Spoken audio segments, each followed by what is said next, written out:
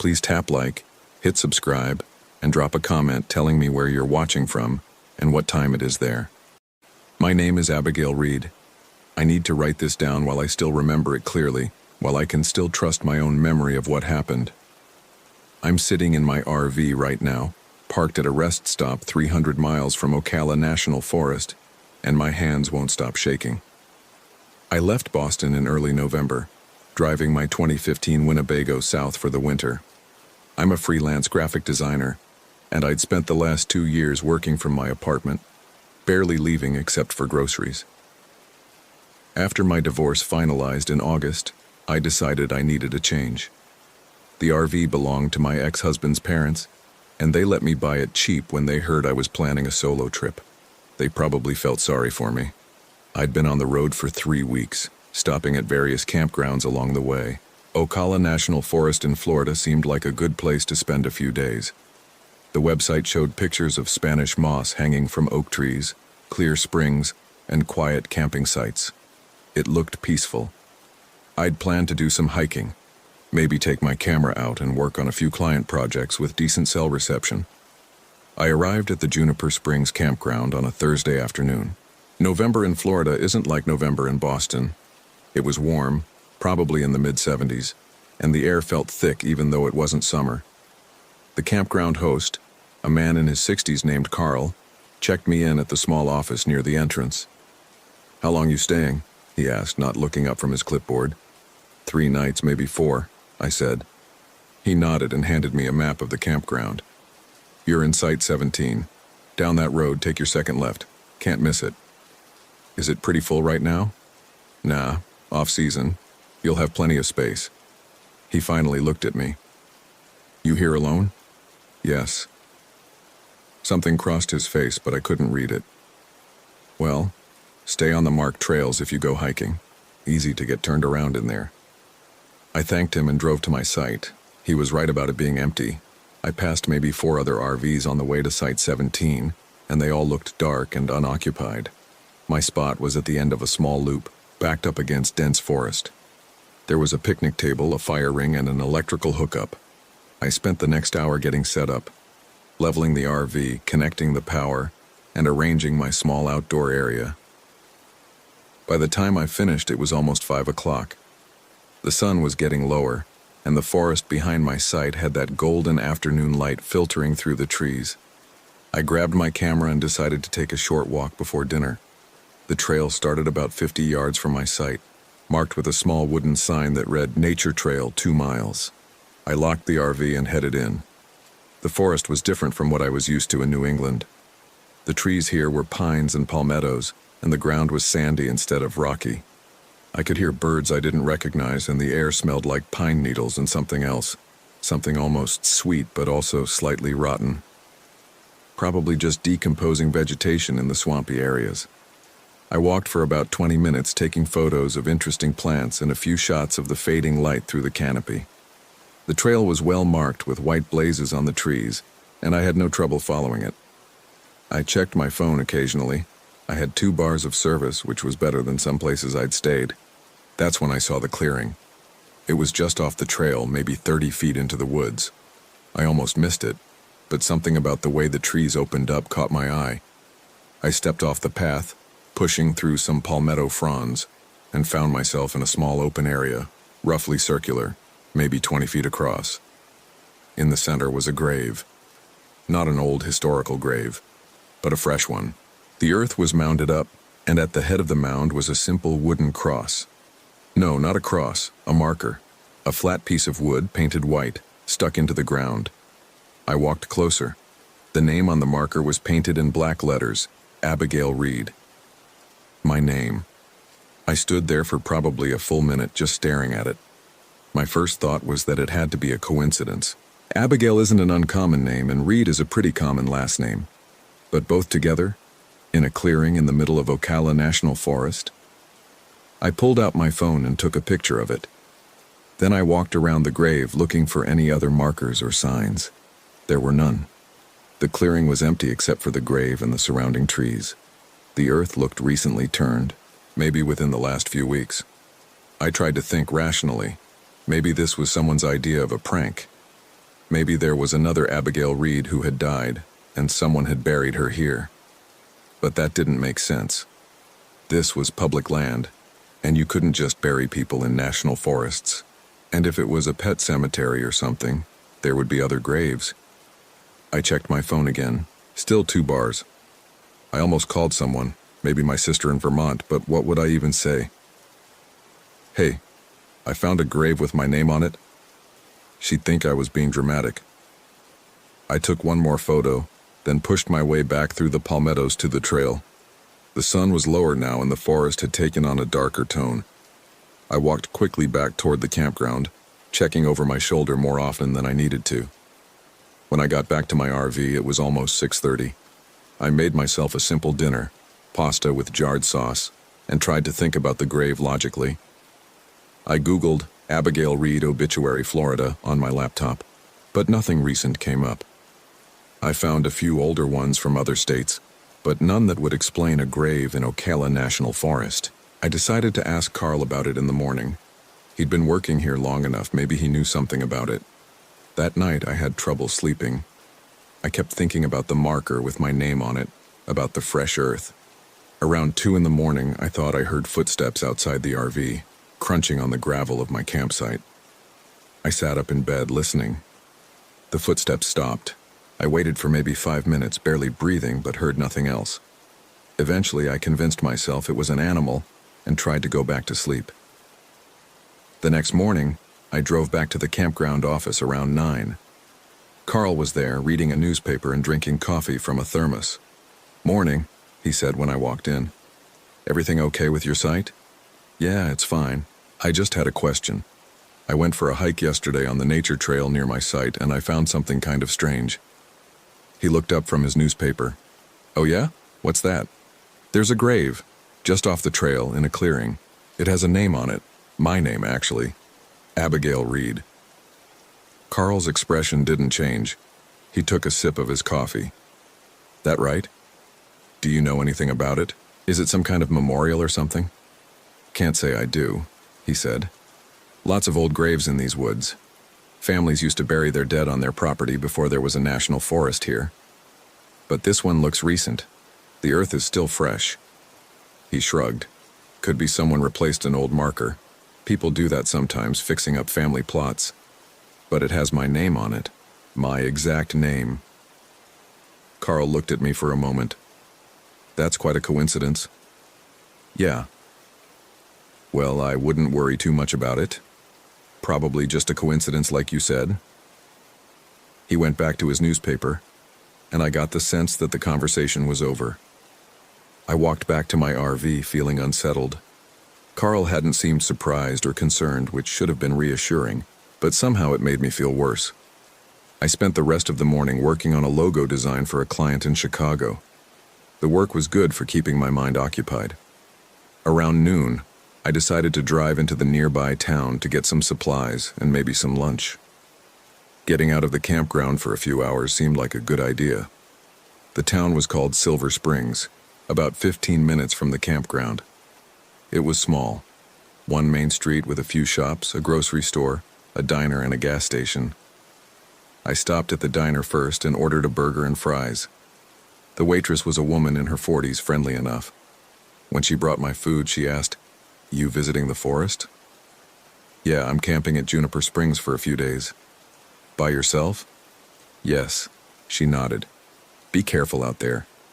Easy to get lost if you wander off the trails." "That's what I've heard." I hesitated, then added, "I found something kind of strange yesterday. A grave with my name on it." Her smile faltered.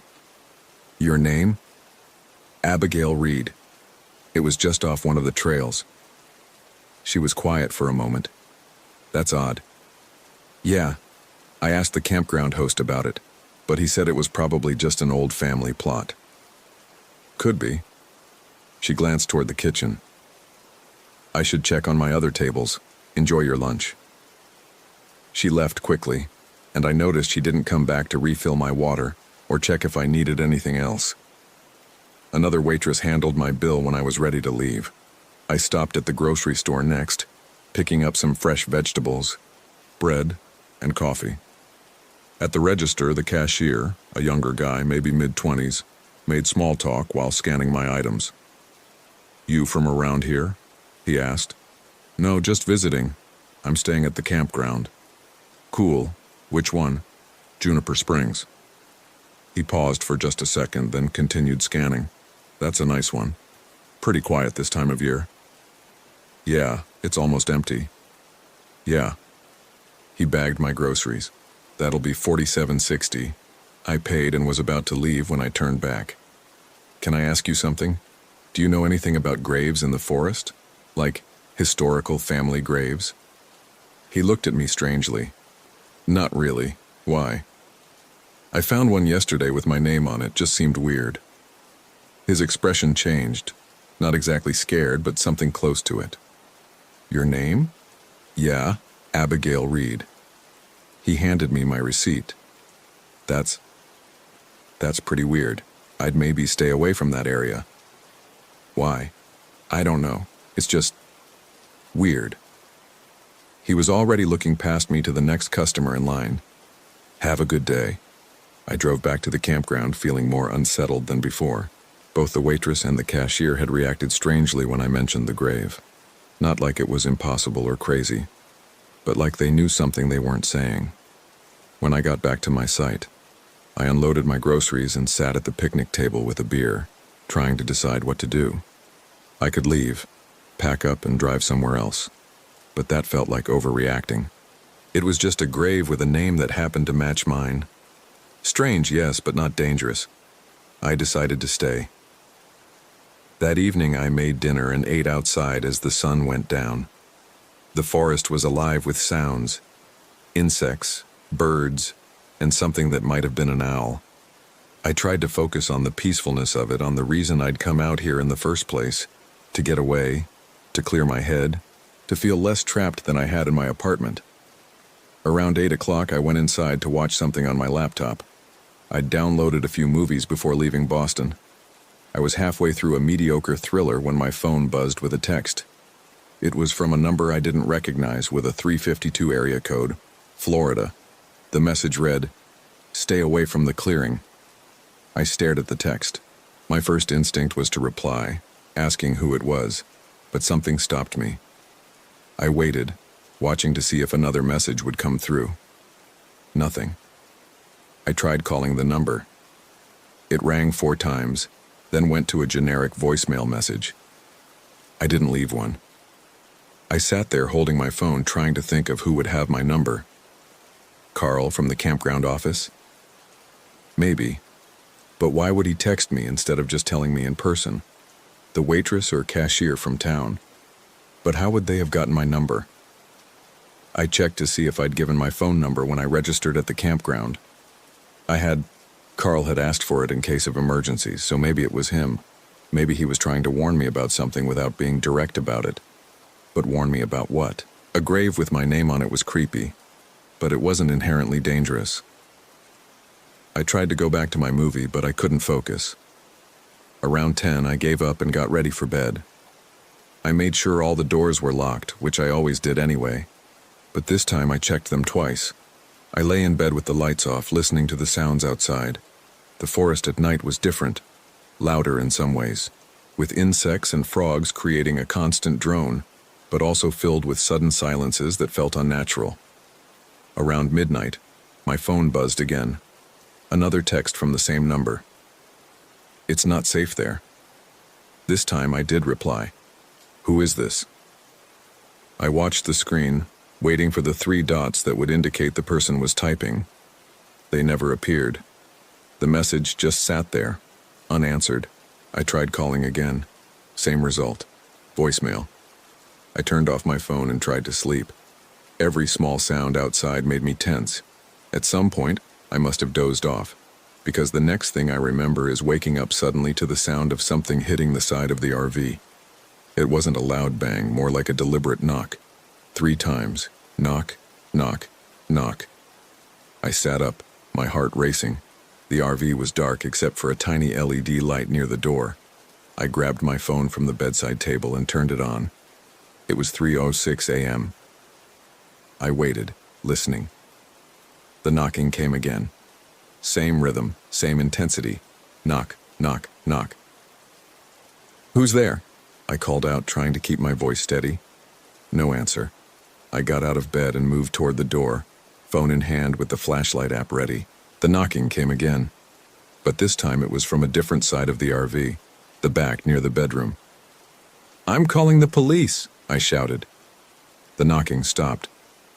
I stood there in the dark for what felt like an hour but was probably only 10 minutes. No more sounds. Eventually I went back to bed, but I didn't sleep. I lay there until the sky started to lighten around 6:30, then got up and made coffee. I needed to leave. This was no longer just strange, it was actively frightening. I'd pack up and drive north, maybe find another campground in Georgia or South Carolina. I started breaking down my outdoor setup, collapsing the chairs and unhooking the electrical connection. That's when I noticed something on the picnic table, a piece of paper folded in half. I picked it up. It was damp from the morning dew, but the writing was still legible. The note was written in black ink, neat handwriting. "You shouldn't have come here, Abigail." That was it. No signature, no other explanation. I looked around the campsite. The forest was quiet except for birds waking up. No one was visible on the camping loop. I folded the note and put it in my pocket, then finished packing as quickly as I could. 20 minutes later, I was ready to go. I started the RV's engine and pulled out of the site, driving slowly down the loop toward the exit. I passed the campground office, but Carl's truck wasn't there yet. He usually didn't arrive until 8 or 9. I reached the exit and stopped at the small guard booth. There was no one inside. You only needed to check in when arriving, not when leaving. I was about to drive through when I noticed something on the booth's window, a piece of paper taped to the glass. I stopped the RV and got out to look at it. It was a missing person flyer. The photo showed a woman who looked eerily similar to me. Same dark hair, same build, same age range. The text below read, "Missing, Abigail Reed, 34, last seen in Ocala National Forest on November 3rd. If you have any information, please contact the Marion County Sheriff's Office." November 3rd. That was yesterday. I stood there feeling like the ground had dropped out from under me. This wasn't possible. I was Abigail Reed. I was here. I wasn't missing. But the photo, I looked closer at it. It wasn't me, but it could have been my sister. Or a cousin. Someone related to me. No, wait. I didn't have any sisters. Did I? I closed my eyes, trying to think clearly. My sister's name was... What was her name? I'd thought about calling her when I found the grave. I could see her face in my mind, but her name was just out of reach. I pulled out my phone and scrolled through my contacts. There was no one listed as sister or under any name I associated with a sibling. I checked my photos. Lots of pictures of Boston, of my apartment, of the RV trip. But no pictures of family, no pictures of friends, just landscapes and architecture. That was wrong. I knew I had a sister. I'd talked to her before I left Boston, hadn't I? I got back in the RV, my hands shaking so badly I could barely grip the steering wheel. I needed to see a doctor, or maybe I needed to call the police about the missing person flyer. But if I called the police and told them I was Abigail Reed, would they believe me? Or would they think I was crazy? I drove through the gate and onto the main road. I'd go into Silver Springs, find the sheriff's office, and figure this out. Maybe the woman in the photo was someone else with the same name. Maybe this was all just a series of strange coincidences that would make sense once someone explained it to me. The drive into town felt longer than it had yesterday. The road seemed to wind more, and I didn't remember passing so many identical-looking pine forests. My GPS kept recalculating, showing me taking turns I knew I hadn't taken. When I finally reached Silver Springs, something was different. The diner where I'd eaten lunch yesterday was boarded up, with weathered plywood over the windows. The grocery store was there, but the sign was faded and several letters were missing. I parked in front of what should have been the sheriff's office according to my GPS, but the building was dark and looked abandoned. I got out and walked to the door. A handwritten sign taped to the glass read, "Sheriff's Office relocated to Ocala." For emergencies, call 911. I tried the door anyway, locked. I walked back to the diner and peered through a gap in one of the boards. The interior was dusty and empty, with tables and chairs stacked against the walls. It didn't look like it had been closed for a few hours or even a few days. It looked like it had been closed for years. But I'd eaten here yesterday. I could still taste the burger, the waitress with the strange reaction to my story about the grave. She'd been real. I'd paid with my credit card. I pulled out my phone and checked my bank app. My most recent transaction was from 2 days ago, at a gas station in Georgia. There was no charge from the Silver Springs diner. I checked my photos. I'd taken pictures of my food yesterday. I always did that, a habit I'd picked up from spending too much time on social media. But when I scrolled through my camera roll, there were no photos from yesterday. The last photos I'd taken were from the trail, when I'd found the grave. No, that wasn't right. I'd taken photos in town too. I'd taken a picture of the main street, hadn't I? I checked again. No photos, just the ones from the trail, ending with the 2 shots of the grave with my name on it. I looked at those photos now, zooming in on the marker. Abigail Reed, painted in careful black letters. Below that, in smaller text I hadn't noticed before. Born April 12, 1990. I'd November 3rd, 2024. November 3rd. Yesterday. But I was born on April 12, 1990. That was my birthday. And today was November 4th, so November 3rd had been yesterday, and I was very much alive. Unless I wasn't. I sat down on the curb outside the abandoned diner trying to breathe normally. This was impossible. I was having some kind of breakdown, maybe a dissociative episode. The stress of the divorce, the isolation of traveling alone, it was catching up to me. I needed to call someone. I pulled up my contacts again, looking for anyone I could call. My emergency contacts were listed as my ex-husband, James, and someone named Patricia. I didn't remember who Patricia was, but I called her anyway. The phone rang 3 times. Then a woman's voice answered. Hello? Hi, is this Patricia? Yes, who's this? It's Abigail Reed. You're listed as one of my emergency contacts. There was a long pause. I'm sorry, I think you have the wrong number. No, you're in my phone as an emergency contact. Do we know each other? I don't know anyone named Abigail Reed. Her voice was cautious now, like she was talking to someone unstable. I think you have the wrong number. Wait. She hung up. I tried calling James next. The phone rang once, then went straight to voicemail. His message was the same as it had always been. Hey, you've reached James. Leave a message. James, it's me, Abigail. I need you to call me back. Something's wrong and I don't know what to do. Please call me. I sat there on the curb for another 10 minutes waiting for him to call back. My phone stayed silent. I looked up and down the main street of Silver Springs. It was completely empty. No cars, no people, no signs of life. The grocery store looked closed too, though I couldn't tell if it was permanently abandoned or just closed for the day. I got back in my RV and drove through town, looking for anyone. I found a gas station at the edge of town and pulled in. The pumps looked operational, but the convenience store attached to it was dark. I got out and tried the door. Locked. I was about to leave when I heard footsteps behind me. I spun around.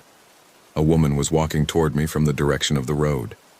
She was wearing jeans and a dark jacket, and she looked familiar. As she got closer, my stomach dropped. She looked exactly like me. Same face, same hair, same build. If I'd seen her across a crowded room, I might have thought I was looking at a mirror. Abigail, she said, stopping a few feet away. Who are you? I asked, my voice barely above a whisper. I'm you, she said. Or I was you. It's complicated. This isn't real. I'm having a breakdown. You're not having a breakdown. She took a step closer. You died yesterday, Abigail, in the forest. You went for a hike and you fell into a sinkhole near the trail. They found your body this morning. No, that's not true. I'm right here. You're right here because you haven't accepted it yet. This, she gestured around us, all of this is between the town, the empty campground, The grave with your name on it. You're stuck between where you were and where you're supposed to go. Where I'm supposed to go. She didn't answer that. You need to go back to the grave. That's where you are. That's where your body is. I don't believe you. Then don't. She shrugged. But you're going to keep experiencing this loop until you accept what happened. The strange texts, the knocking, the note. That's all you trying to warn yourself. The missing person flyer, the abandoned town, the photos that don't exist, it's all because you're not really here anymore. I shook my head. No, I'm alive. I can feel my heartbeat. I can feel the ground under my feet. Memory, she said. Your brain holding on to what it remembers. But it's fading. Haven't you noticed? You can't remember your sister's name. You can't remember what you ate for breakfast yesterday. Soon you won't remember anything at all.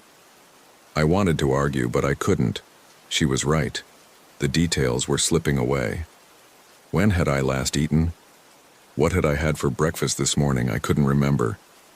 What do? I whispered. Go back to the grave. See it for what it is. Accept it. And then what? Then you can move on. She turned and started walking back toward the road. Wait, I called after her. Where are you going? She looked back over her shoulder.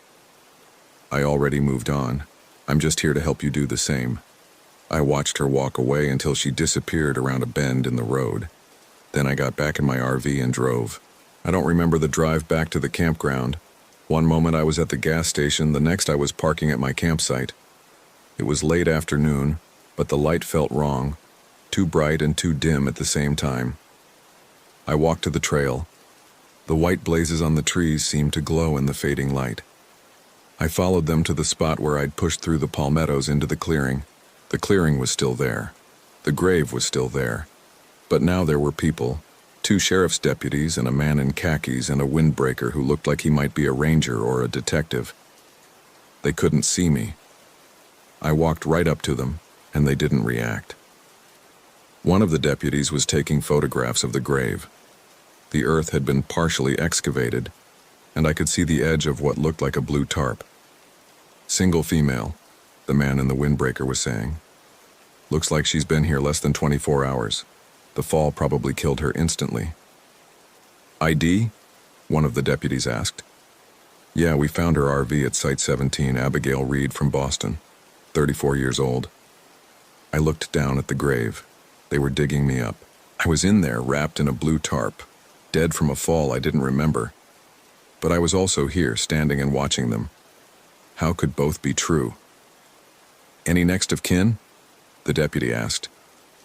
Ex-husband in Chicago. We're trying to reach him now. No other family that we can find. Looks like she was traveling alone.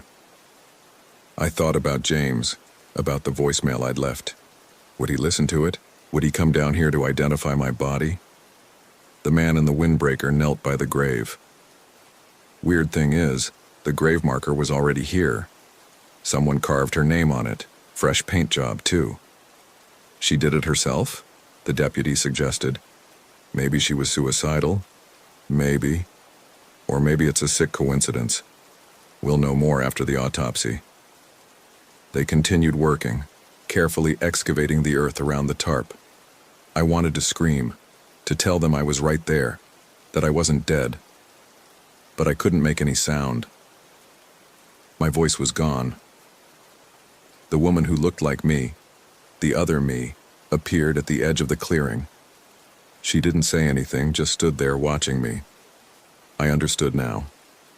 The grave wasn't a prediction or a warning. It was a marker for where I'd already fallen, where I'd already died. Everything after that moment, the strange texts, the knocking, the abandoned town, had been me refusing to accept it, my consciousness clinging to the familiar pattern of life even as my body lay buried in the Florida sand. I walked over to the grave and looked down. I could see the edge of the tarp now, and the shape of something inside it. Me. My body. It's time, the other me said quietly. I wanted to argue, to fight, to insist that this couldn't be real. But I was so tired, tired of being confused, tired of the slipping memories, tired of the fear. I sat down at the edge of the grave next to where the deputies were working. They didn't see me. I was already gone. The last thing I remember is the sun setting through the trees, painting everything in shades of gold and orange. And then, nothing. The Marion County Sheriff's Office released the following statement on November 5, 2024. Abigail Reed, 34, of Boston, Massachusetts, was found deceased in Ocala National Forest on November 4th. The preliminary investigation suggests Ms. Reed fell into a concealed sinkhole while hiking alone. The Marion County Medical Examiner has ruled the death accidental. Ms. Reed's family has been notified.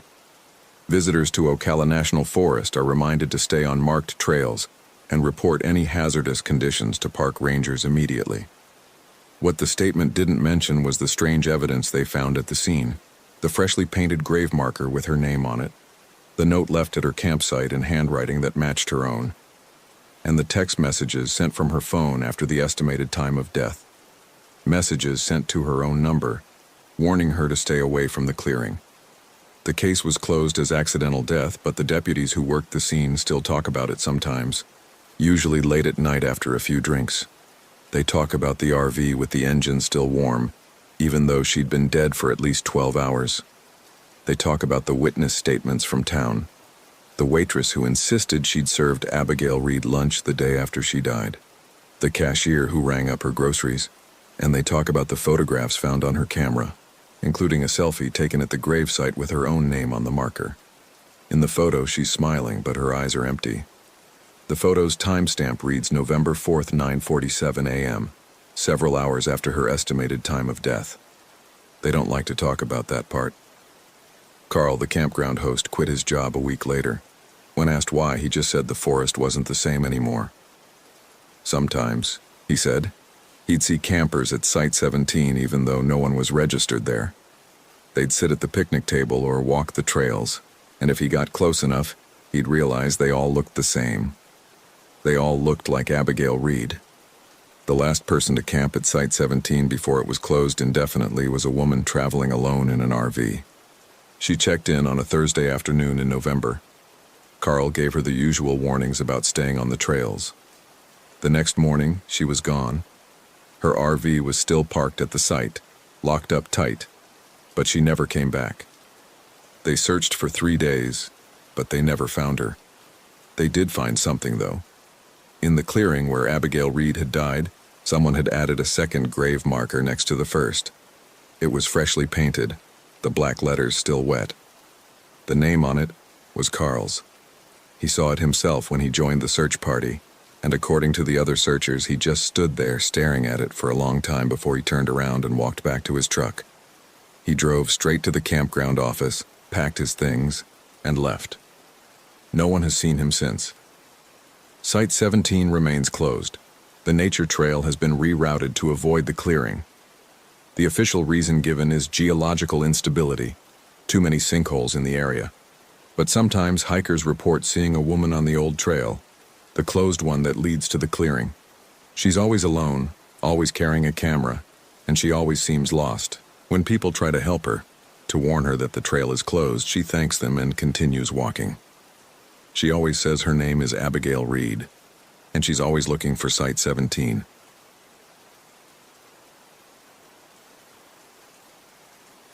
My name is Jenna Collins. I need to write this down while I can still remember what's real and what isn't. I've been back from Ocala National Forest for 3 weeks now, but I can still hear it. The whisper.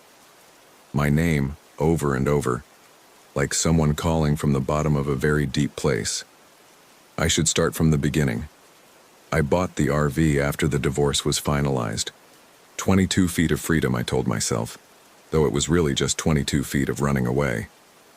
My lawyer said I should take some time, process things. My sister said I should stay with her and the kids for a while. But I needed to be alone. Well, not completely alone. I had Cooper, my 8-year-old golden retriever, and that was enough. Ocala National Forest in Florida seemed like a good choice for my first solo trip.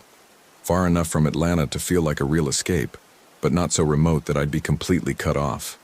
The Alexander Springs recreation area had decent reviews, full hookups for the RV, and supposedly some nice hiking trails.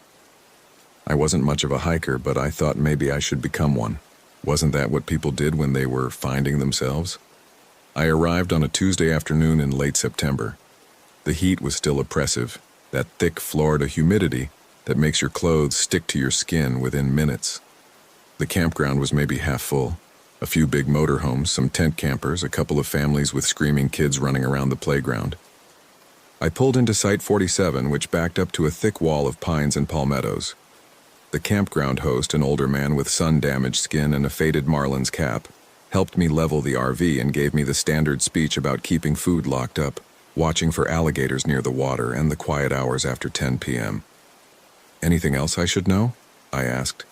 He looked at me for a moment, then shook his head. "Stay on the marked trails if you go hiking. Easy to get turned around in these woods." Cooper was anxious during the setup, pacing around the RV and whining at the back window.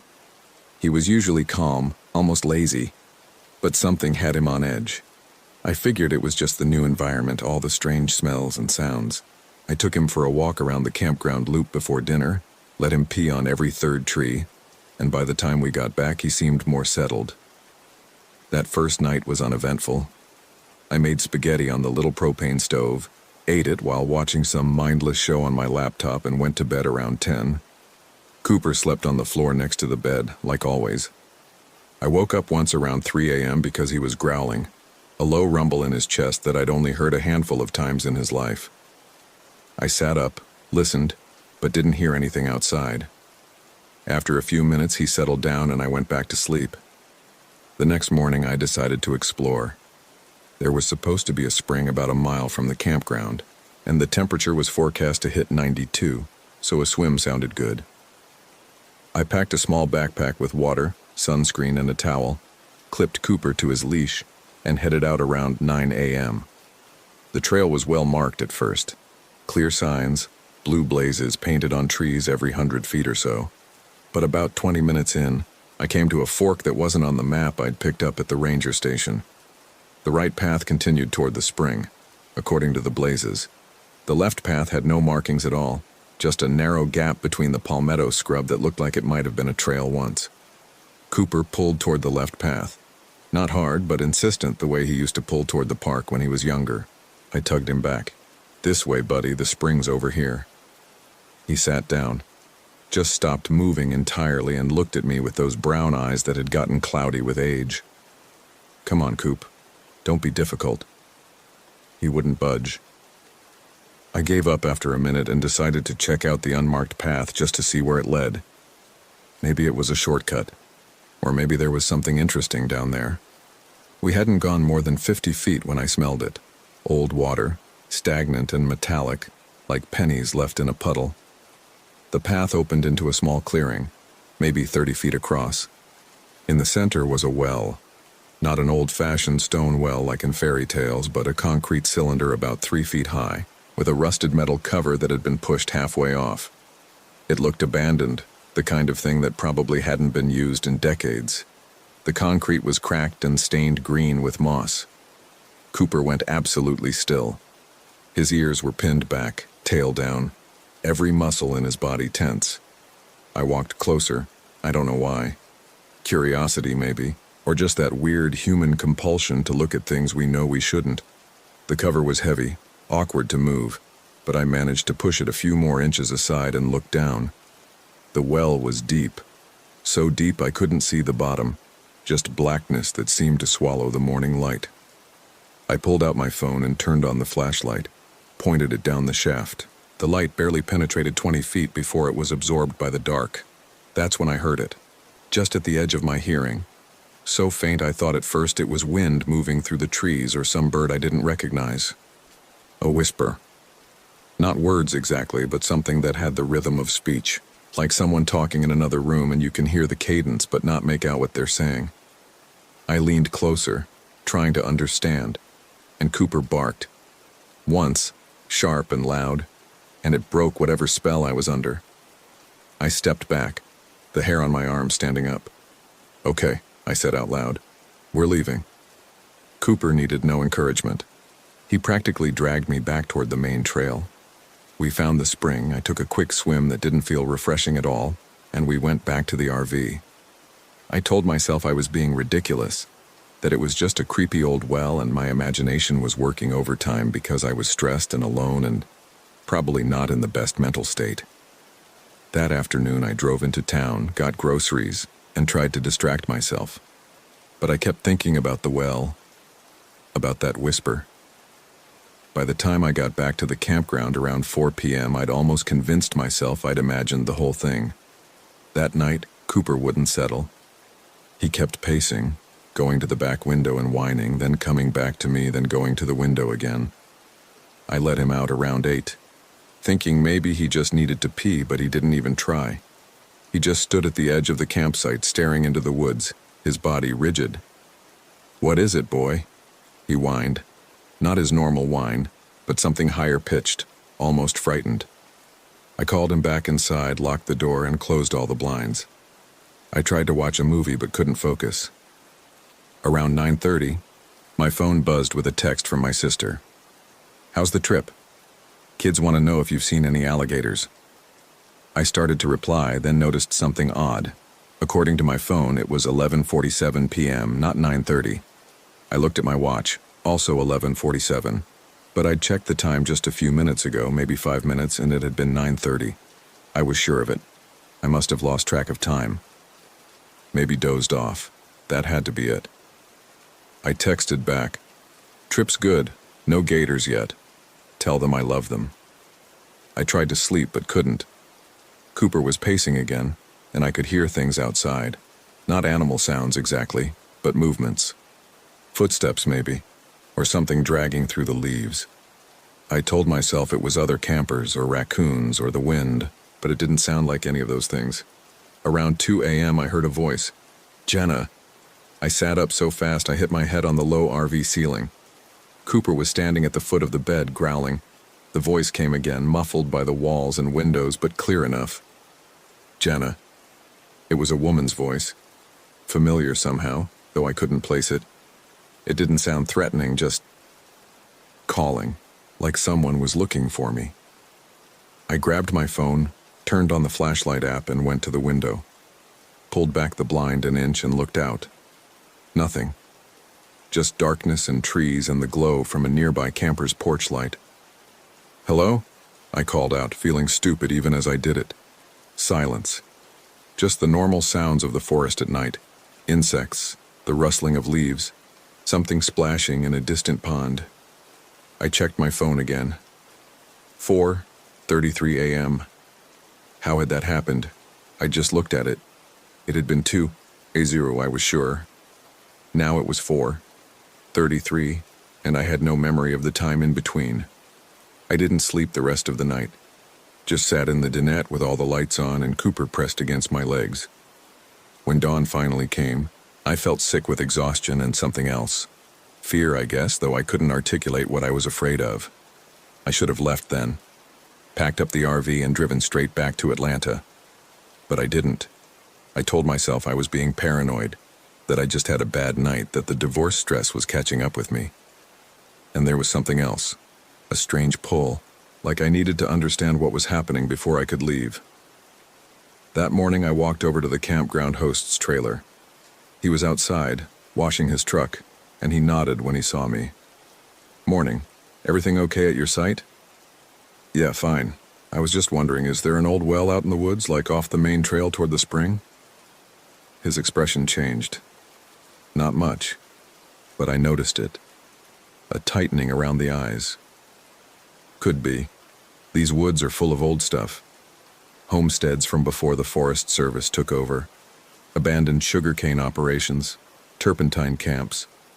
If you found something, best to just leave it alone. I wasn't planning to do anything with it, just curious. He looked at me for a long moment.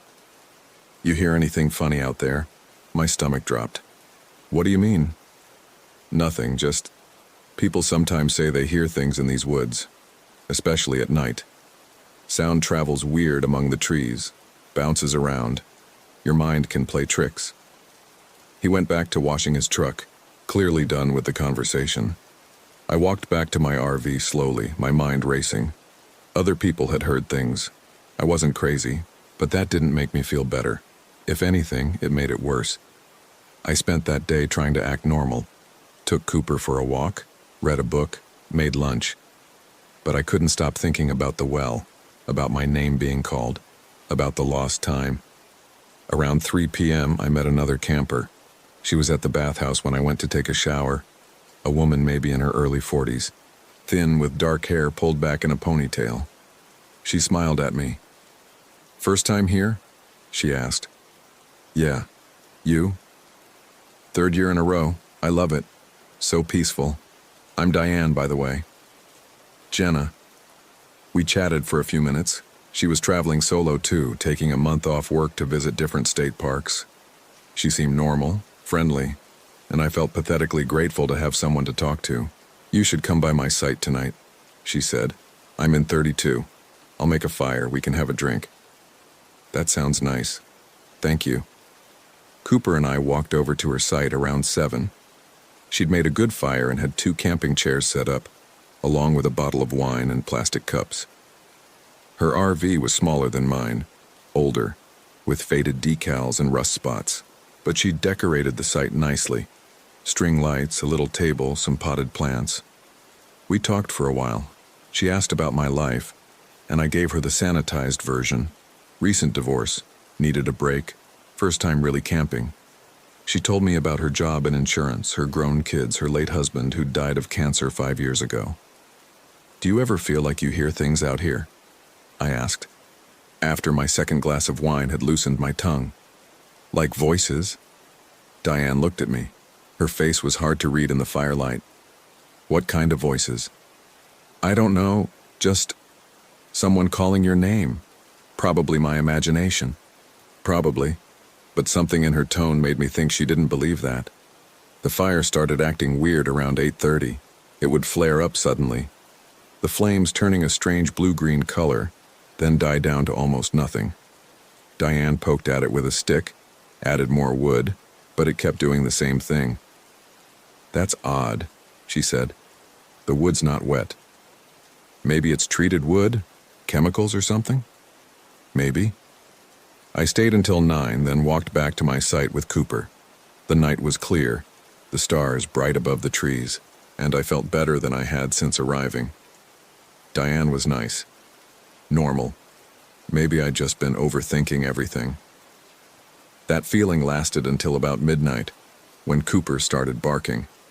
Not his alert bark, but terrified, frantic barking. I jumped out of bed and found him at the door, his hackles raised, every muscle tense. "What is it?" He kept barking. I looked out the window and saw someone standing at the edge of my campsite, just standing there, not moving, facing the RV. It was Diane. I opened the door. "Diane, are you okay?" She didn't answer, didn't move, just stood there, and in the dim light from my porch lamp I could see she was smiling. Wide. Too wide. "Diane?" She started walking toward me, slow, deliberate steps, and that smile never wavered. Cooper's barking got more frantic. I slammed the door, locked it, and backed away. My heart was hammering. I watched through the window as she kept walking, right up to the RV, and then she stopped, just inches from the door, standing there, smiling. I grabbed my phone to call 911, but I had no signal. Not one bar. That couldn't be right. I'd had full signal all day. "Diane, this isn't funny!" I yelled through the door. She raised one hand and knocked. 3 slow, deliberate knocks. "Jenna," she said. Her voice sounded wrong, flat, like she was reading words off a page. "Come out, Jenna. Go away." 3 more knocks. "Jenna, come out." Cooper was going insane, barking and scratching at the door, and I couldn't think, couldn't process what was happening. I went to the back bedroom, pulled all the blinds, and sat on the floor with my arms around Cooper, trying to calm him down. The knocking continued, every few minutes. 3 knocks. My name. "Come out." I don't know how long it went on. Hours, maybe. I lost time again. One moment it was midnight, the next it was 4:17 a.m., and the knocking had stopped. I crept to the front window and looked out. Diane was gone. I didn't sleep. Just waited for dawn, watching the windows, keeping Cooper close. When the sun finally came up, I looked outside. The campsite looked normal. No one there, no sign anyone had been there at all. Except at the edge of the site, right where Diane had first stood, there were footprints in the dirt, and they led toward the woods, toward that unmarked trail, toward the well. I knew I should pack up and leave. I knew it. But I also knew I couldn't. Not yet. Because I needed to understand, needed to know what was happening. And some part of me, some part I didn't want to acknowledge, wanted to go back to the well, wanted to hear what it was whispering. I took Cooper for a walk around the campground first, trying to clear my head, trying to think rationally.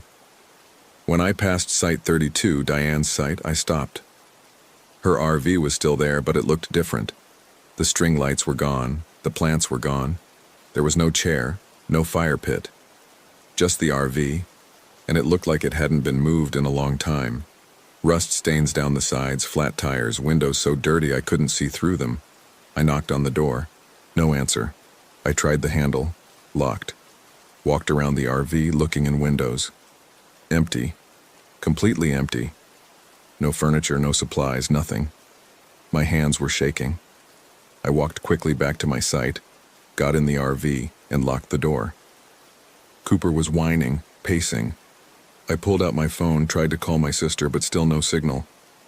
I tried to start the RV engine. Nothing. Dead battery, even though it had been fine yesterday. That's when I accepted it. I wasn't leaving. Not because I couldn't figure out how to fix the RV or get a signal or call for help. I wasn't leaving because something didn't want me to leave.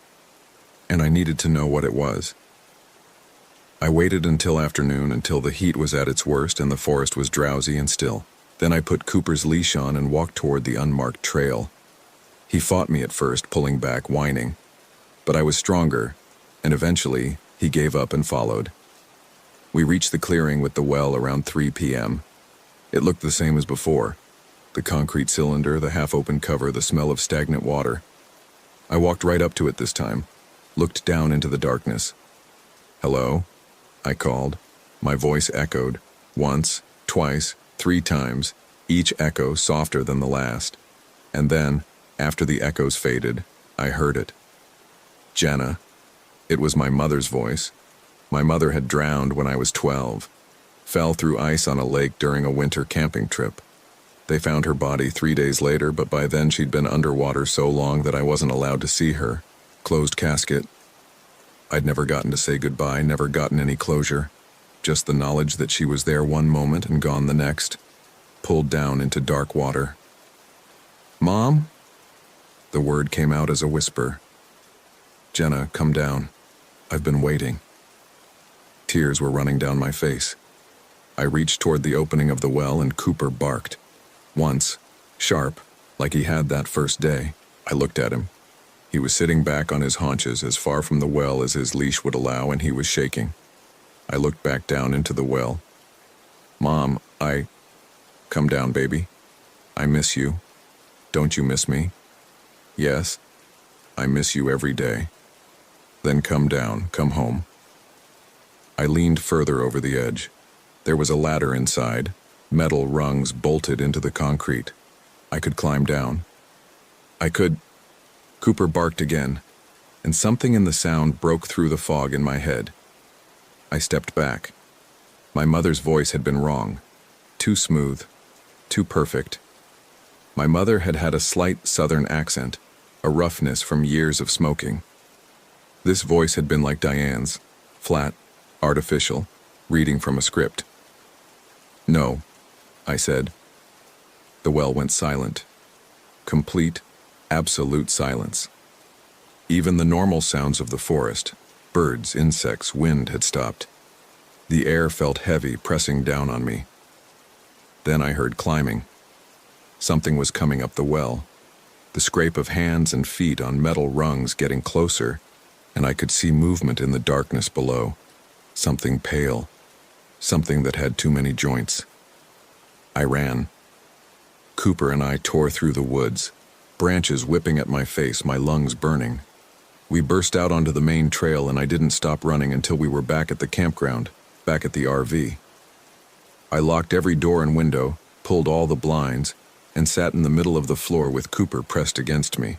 That was 3 hours ago. It's getting dark now. I can hear something outside circling the RV. Footsteps and voices. My mother's voice, Diane's voice, my own voice from when I was 12 years old calling to myself, "Jenna, come out, Jenna." Cooper is shaking. I'm shaking. I don't know what to do. I've tried the phone again, no signal. The RV still won't start. I'm trapped here. The worst part is I want to go out there. I want to answer. Part of me is still standing at the edge of that well, looking down, listening to my mother's voice. Part of me wants to climb down those metal rungs and find out what's at the bottom, to finally understand. The knocking has started. 3 knocks. My name. Come out. I'm writing this because I need someone to know what happened here, in case I don't make it, in case I give in to that voice that's calling my name, over and over, from the well and the woods and the darkness outside my door. Cooper just stopped shaking. He's looking at me now, and his eyes are wrong. Cloudy, but not from age, like there's something else looking through them, and he's smiling. I didn't know dogs could smile like that with all their teeth showing, too wide, too hungry. "Jenna," Cooper says in my mother's voice. "Come out." I can hear it now, even through the walls, even through my hands pressed against my ears. The whisper from the well. It's not just calling my name anymore, it's calling everyone's name. Every person who's ever been to this forest, every person who's ever heard it. All our names together, a chorus of whispers rising from deep underground. And I understand now. The well doesn't want to show me what's at the bottom. It wants me to become part of it, to join all the others who heard their names and answered, who climbed down or walked into the woods or opened their doors and never came back as themselves. The knocking is getting louder. The door is shaking. Cooper is still smiling at me with that wrong, too wide smile. I don't know how much longer I can resist. The voice knows everything about me, my mother, my divorce, my loneliness, my grief. It knows exactly what to say, exactly how to make me want to answer. If someone finds this, don't come looking for me. Don't go to Ocala National Forest. Don't look for the unmarked trail or the well in the clearing. And if you hear your name whispered from the trees, from the water, from the darkness, run. Just run. And don't look back. I'm writing this from my apartment in Atlanta. It's been 3 weeks since I left Ocala, or was brought back, or escaped. I'm still not sure which is true.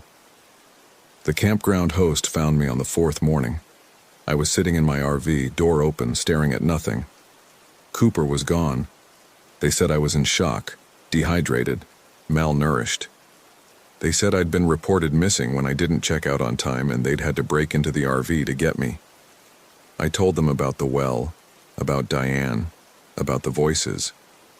They nodded and smiled and said I'd been through a lot of stress. The divorce, the isolation, the heat. They said there was no unmarked trail, no clearing, no well. They said no one named Diane had been registered at the campground. They said Cooper was never with me, that I'd checked in alone. But I remember all of it. I remember Cooper's weight against my legs as I sat terrified in the RV. I remember his bark that saved me from the well. I remember him looking at me with those wrong eyes and speaking in my mother's voice. Sometimes now, late at night, I hear scratching at my door. 3 soft knocks. My name whispered. I never answer. But the worst part is this. Yesterday, I was looking at my phone, scrolling through photos, and I found some from the trip. Pictures I don't remember taking. Pictures that shouldn't exist because my phone had no signal and the battery had died. They're all the same. Just me, in the RV, alone, smiling, that same too wide smile, and in every photo behind me through the window I can see it. The clearing, the well, the metal cover pushed aside, and someone standing at the edge. Someone who looks exactly like me, but not quite right. Too tall, too still, smiling, waiting. I keep checking the photos, hoping they'll disappear, hoping I imagined them, but they're still there. And in each one, the figure at the well is a little bit closer to the RV, a little bit closer to the door. I think the well didn't let me go. I think it sent me back with something. Or as something. And one morning soon, I'm going to wake up and realize I never left that forest at all. That I'm still in the RV, still sitting in the darkness, still hearing my name whispered from impossibly deep places. Or maybe, and this is what terrifies me most, maybe I did answer. Maybe I did climb down those metal rungs. Maybe what came back isn't me at all, but something wearing my face, living my life, writing these words in my handwriting. How would I know the difference? I just looked in the mirror. My reflection smiled at me before I smiled, just by a second, just enough to notice. And from somewhere far below my apartment, from pipes or sewers or deeper places that have no name, I can hear it. The whisper. My name. Calling. Always calling.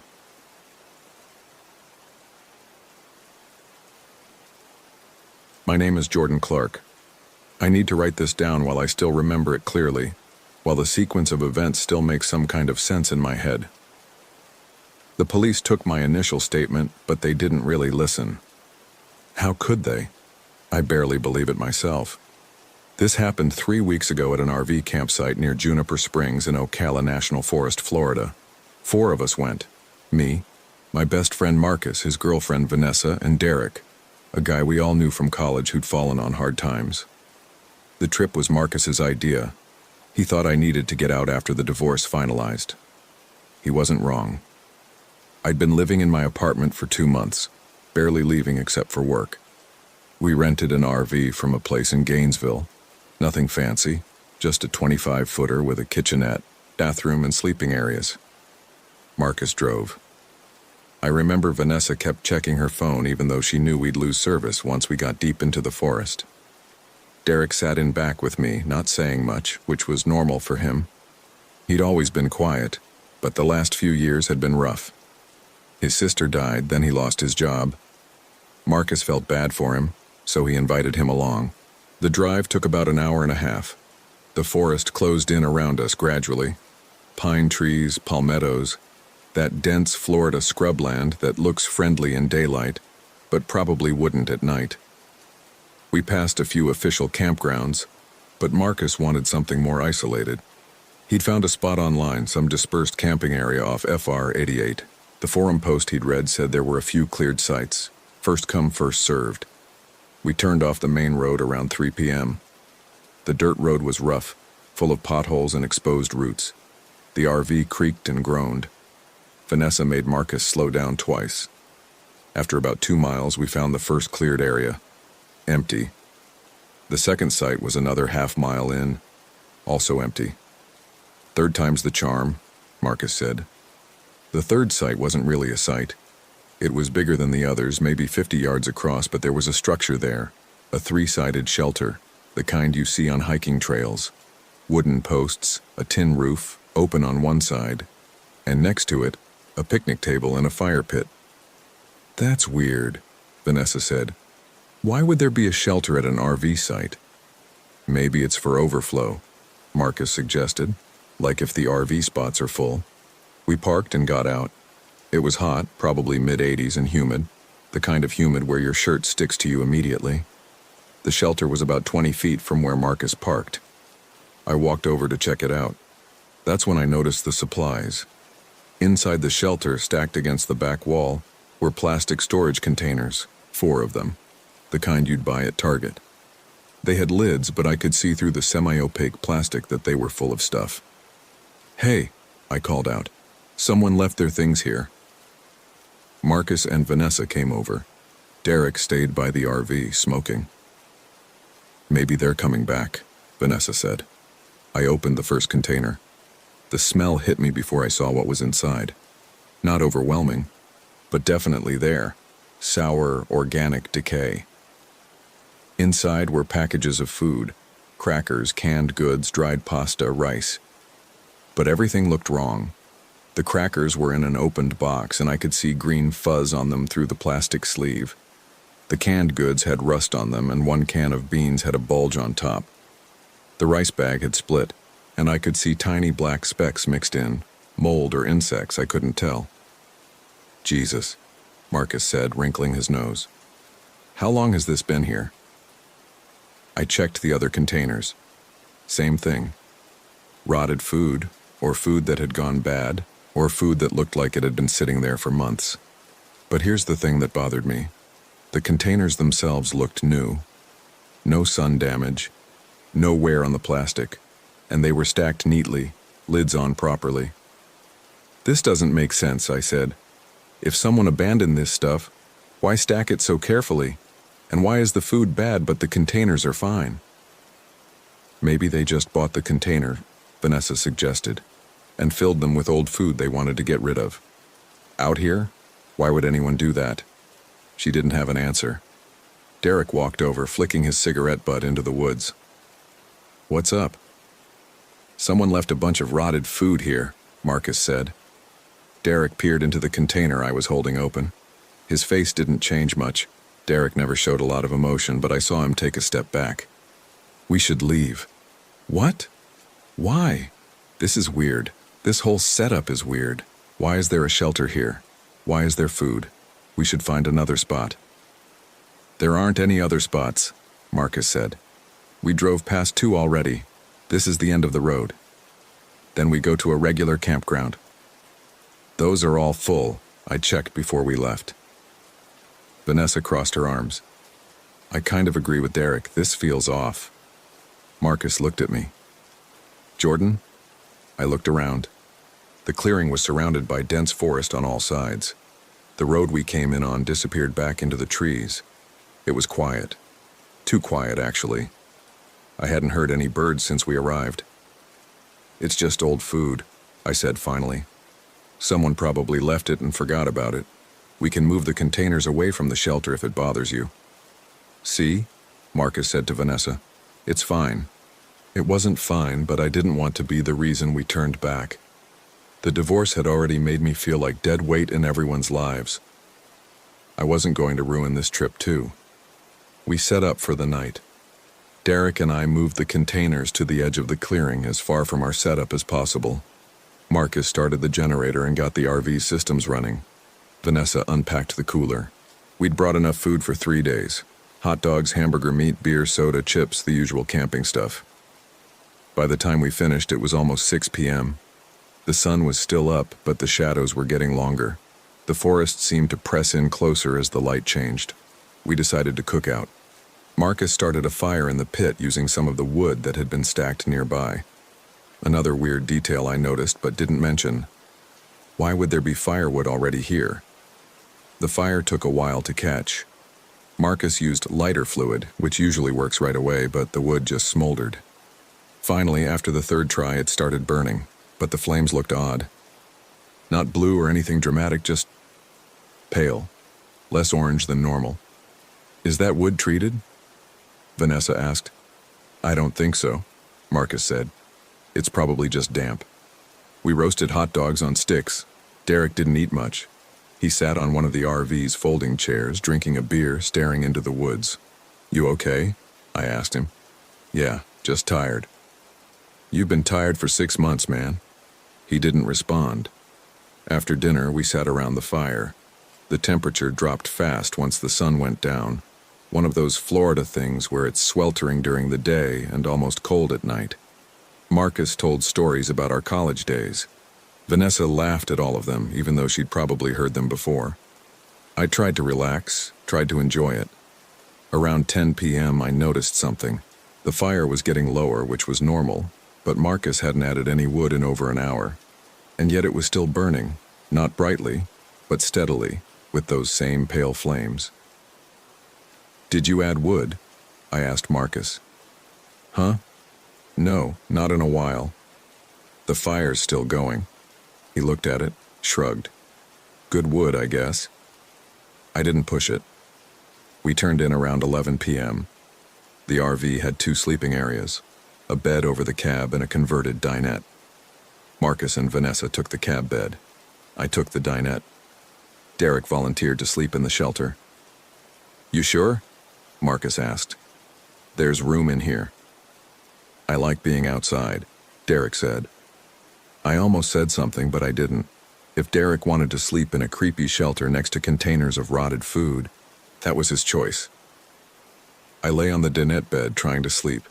The RV creaked in the wind, or maybe not the wind, because I hadn't felt any wind earlier. Through the window I could see the shelter. Derek had set up a sleeping bag inside and was lying down, facing away from us.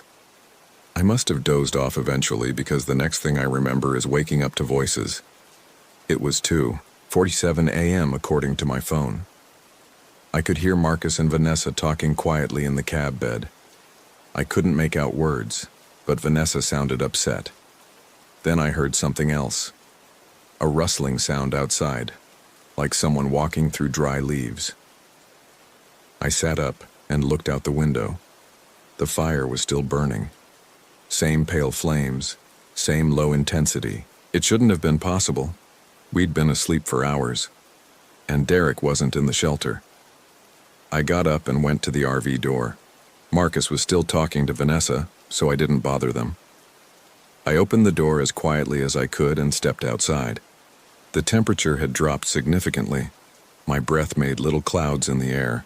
The clearing was dark except for the fire and the faint glow from the RV's interior lights. "Derek?" I called softly. No answer. I walked toward the shelter. His sleeping bag was there, unzipped from the inside, spread open. His shoes were gone. "Derek?" I called again, louder this time. Movement in the trees. I turned and saw a shape, tall, human-sized, standing about 30 feet into the forest. "Derek, that you?" The shape didn't move, didn't respond. My heart started pounding. I took a step forward. "Hey man, you okay?" The shape turned and walked deeper into the woods. Not running, just walking. Steady, deliberate steps. I should have gone back to the RV. I should have woken up Marcus. Instead, I followed. The forest was dense with palmetto scrub and pine trees. I used my phone's flashlight to see, but it didn't help much. The shape stayed ahead of me, always just at the edge of visibility. "Derek, what are you doing?" No answer.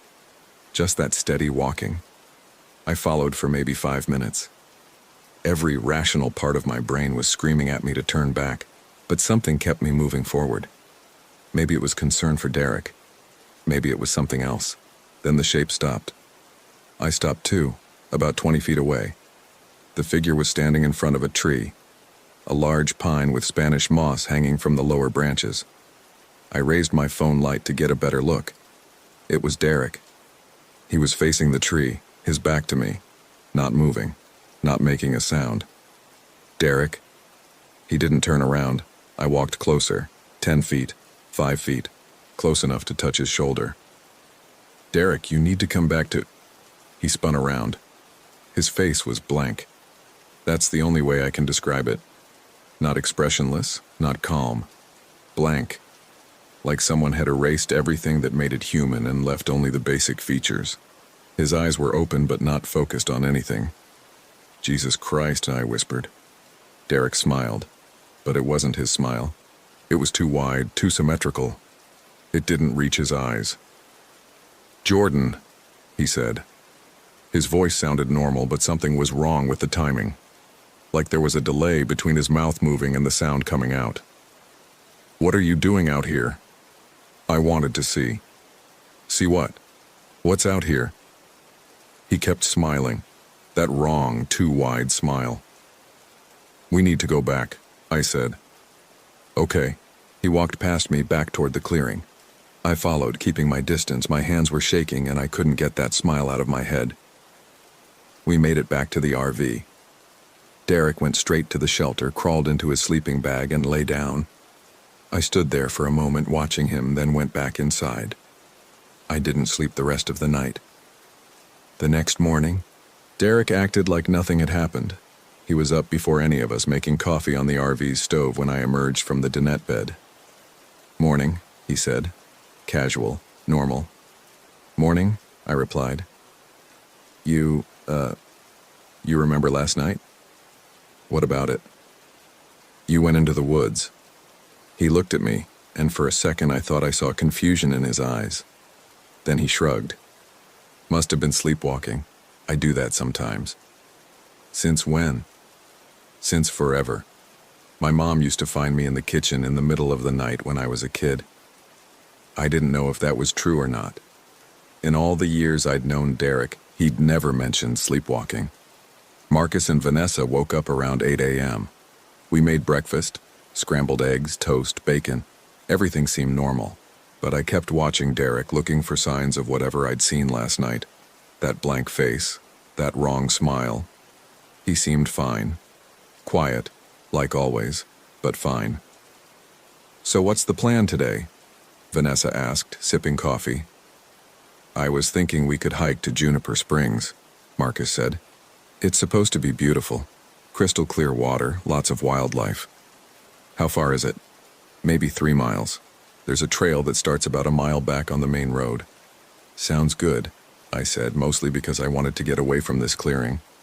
Away from that shelter, and those containers of rotted food and that fire that wouldn't die.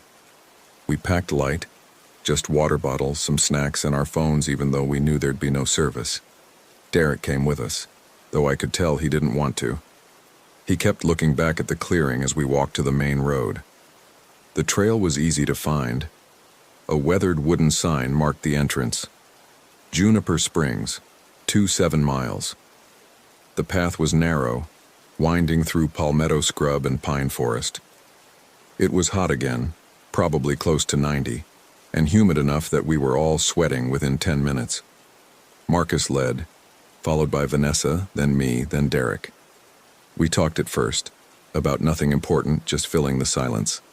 But after about a mile, we all went quiet. The forest had a way of making conversation feel intrusive. I kept checking my phone. No service, obviously, but I noticed something else. The time was wrong. According to my phone, it was 9:47 a.m. But we'd left the RV at 10:15 a.m. I'd checked specifically because Vanessa wanted to make sure we'd be back before dark. "Hey," I called to Marcus. "What time is it?" He pulled out his phone. 10:42. Mine says 9:47. Your phone's probably just glitching. We're in a dead zone. Maybe, but it bothered me. We hiked for another hour, or what felt like an hour. My phone time kept jumping around. Forward, backward, forward again. At one point it said 8:03 a.m., which was before we'd even woken up. "Guys," I said, stopping. "Something's wrong with the time."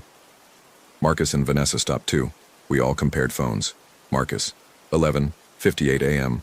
Vanessa, 10:12 a.m. Me, 9:02 a.m. Derek, 1:34 p.m. "That's not possible," Vanessa said. "Dead zone," Marcus repeated, but he didn't sound confident anymore. "That doesn't explain Derek's phone being 2 hours ahead." We stood there, the four of us, looking at each other. The forest was quiet again. No birds, no insects, nothing. "Let's just keep going," Marcus said finally. "The springs can't be far." But they were far. We walked for another hour, or what felt like an hour, and saw no signs of water. The trail kept winding through the same scenery. Pine trees, palmetto scrub, occasional oak trees draped with Spanish moss. It all started to look identical.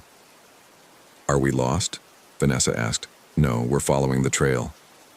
"Then where are the springs?" Marcus didn't have an answer. Derek had fallen behind. I waited for him to catch up. When he did, I noticed he was breathing hard, even though we'd been moving slowly. "You okay?" He nodded. But his eyes had that same blank look from last night, not quite focused, not quite there. "Derek?" "I'm fine." He wasn't fine. We kept walking. The trail curved left, then right, then left again. The trees closed in on both sides, making the path feel narrower than it had been before. Then Vanessa stopped. "Wait." "What?" "This tree." She pointed to an oak tree about 10 feet off the trail. "We've passed this tree before." "What?" "No, we haven't." "Yes, we have. I remember because of the way the moss hangs. It looks like a face." I looked at the tree. She was right. The moss did look like a face. 2 dark spots for eyes, a dragging strand for a mouth. "We're going in circles," Vanessa said. "That's impossible. We've been following the trail." "Then explain the tree." Marcus didn't have an explanation. Neither did I. We'd been moving forward the entire time, never backtracking, never turning around. But somehow we'd ended up in the same place. "Let's just keep going," Marcus said, but his voice had lost its confidence. We walked for 10 more minutes, then we saw the tree again. Same oak, same face in the moss. "Fuck this," Vanessa said. "We're going back to the RV." "Which direction is that?" She pointed back the way we'd come. "That way." We turned around and started walking. The trail looked the same in both directions, narrow, winding, enclosed by trees. After about 20 minutes, we should have reached the trailhead. Instead, we found the tree again. Same oak, same mossy face. "This isn't happening," Vanessa whispered. Derek sat down on the ground. He wasn't breathing hard anymore. He wasn't breathing hard at all, actually, which was strange considering the heat and humidity. He was just sitting there, staring at nothing. "Derek?" I knelt next to him. "Hey, man, look at me." He looked at me and smiled. That same too-wide smile from last night. "We need to stop," he said. "Stop what?" "Moving. We need to stop moving. If we stop, we'll never get out of here. We're not supposed to get out."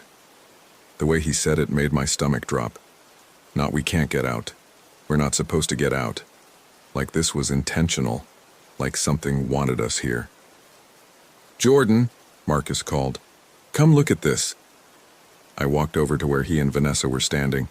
Marcus was pointing at the ground just off the trail. At first, I didn't see what he was looking at. Then I did. Footprints. Our footprints. 4 sets, leading away from where we stood. But we hadn't walked that way. We'd stayed on the trail the entire time. Except the footprints weren't quite right. 3 sets were normal. Boot prints, sneaker prints, the kind you'd expect. But the fourth set was wrong. The prints were too deep, like whoever made them was carrying extra weight. And the spacing was off, too close together, like someone walking with a strange, shuffling gait. "Who made those?" Vanessa asked. None of us answered, but we all knew. The 4th set belonged to Derek. I turned to look at him. He was still sitting on the ground, smiling. "Derek," I said carefully, "stand up."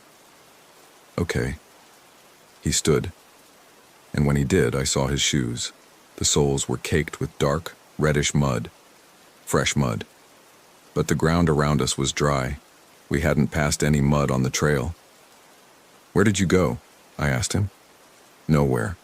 Your shoes are covered in mud." He looked down at his shoes, then back at me, still smiling. "I don't know." Vanessa grabbed Marcus's arm. "We need to leave, now."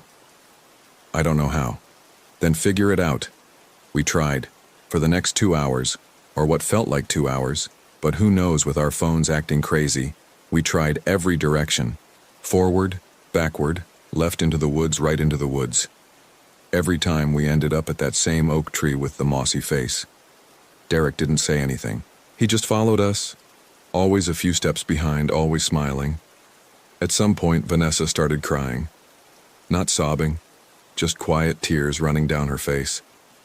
Marcus tried to comfort her, but I could see he was barely holding it together himself. I was terrified, but I was also angry. Angry at Marcus for bringing us here. Angry at myself for going along with it. Angry at Derek for being whatever he was now. "Derek," I said, turning to face him. "What happened to you last night?" "Nothing happened." "Bullshit. Something happened. You went into the woods and came back different." "I'm the same." "No, you're not." He stopped smiling. For the first time since last night, his expression changed. He looked sad. No, not sad. Disappointed. "You're not listening," he said. "Listening to what?"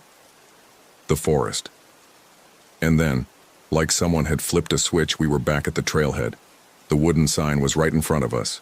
Juniper Springs, 7 miles. Behind us was the main road. We stood there, stunned. None of us moved for a full minute. "How?" Vanessa started, but didn't finish. Marcus grabbed her hand. "Let's just go. Back to the RV. We're packing up and leaving." We practically ran back to the clearing.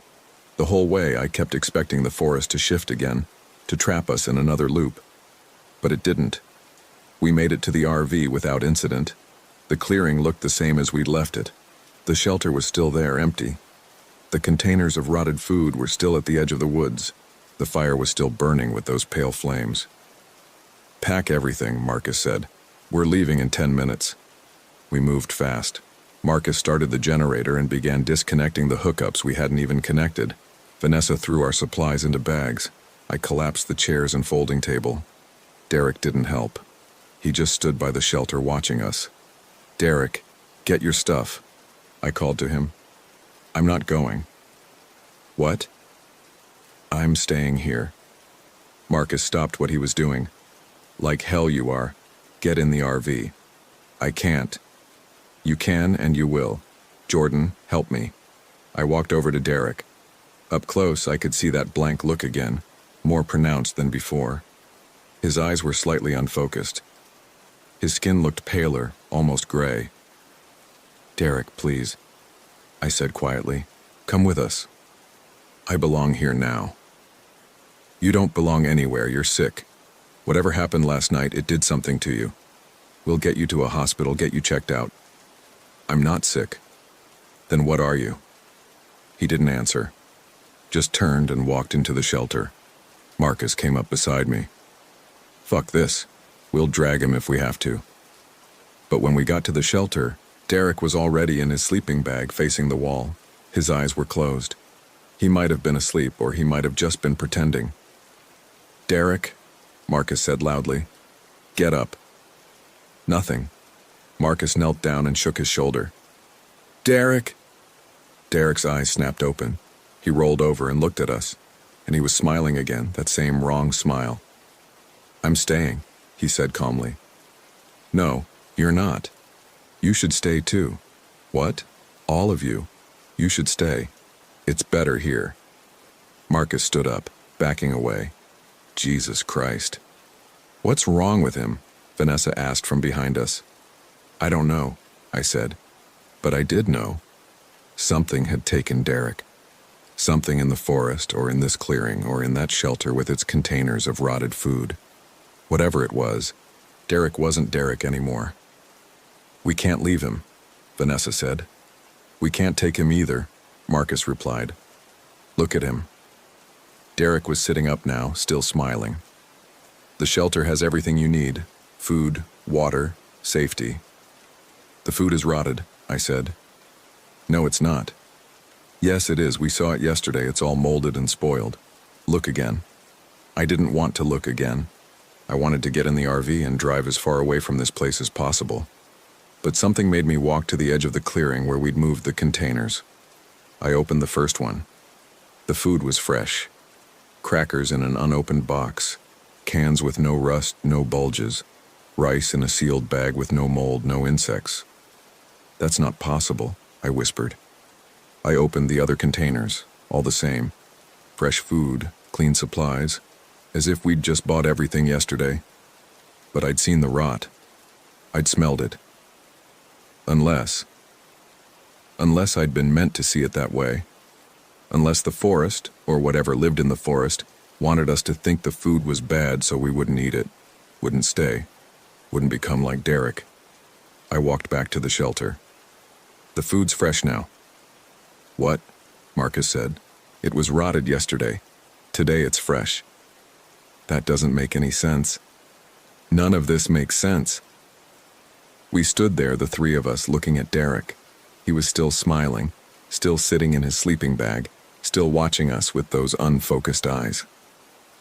"Derek," I said one more time. "Please come with us." "I can't leave." "Why not?" "I have to stay. Someone has to stay." "For what?" "To wait." "For who?" He didn't answer, just lay back down and closed his eyes. Marcus made the decision. "We're leaving. We'll call for help once we get service. Send a ranger or the police or whoever deals with this kind of thing. We can't just leave him, Vanessa protested. We can't stay. She looked at Derek one more time, then at the shelter, then at the forest surrounding us. Okay, let's go. We got into the RV. Marcus started the engine. I looked out the window one last time and saw Derek standing in the shelter entrance watching us leave, still smiling. Marcus put the RV in reverse, turned it around, and started down the dirt road. We made it about a quarter mile before the road vanished. Not like it ended or got blocked. It vanished. 1 second we were driving on the rutted dirt track we'd come in on. The next second we were driving through dense forest with no road at all. Marcus slammed on the brakes. What the fuck? Back up, Vanessa said. He did. But when we reversed, there was no road behind us either. Just trees. This isn't possible, Marcus said, but his voice was shaking. Turn around. Try another direction. He tried. We drove in every direction we could, crashing through palmetto scrub and low branches, the RV's body scraping against tree trunks. But there was no road, no trail, no way out. After 20 minutes, we were back at the clearing. Derek was still standing in the shelter, still smiling. You can't leave, he called out. Not until you understand. Understand what? I shouted. This is where you're supposed to be. Marcus tried again, and again. Every time the road disappeared, every time we ended up back at the clearing. The sun was setting by the time we gave up. We sat in the RV, doors locked, lights on, not speaking. The fire outside was still burning with those pale flames. Derek had gone back to his sleeping bag. We're going to die here, Vanessa whispered. No, Marcus said, but he didn't sound convinced. My phone said 11:34 p.m., or maybe it said 4:16 a.m. I'd stopped paying attention to the time. We need a plan, I said. What plan? We can't leave. The forest won't let us. So we wait until morning, try again in daylight. You think that'll make a difference, and I didn't. But I said maybe. We sat in silence for a while. Then Vanessa spoke up. What did Derek mean about waiting? Someone has to stay to wait. Wait for what? I don't know. What if this is some kind of trap? What if the shelter, the food, the fire? What if it's all designed to keep people here?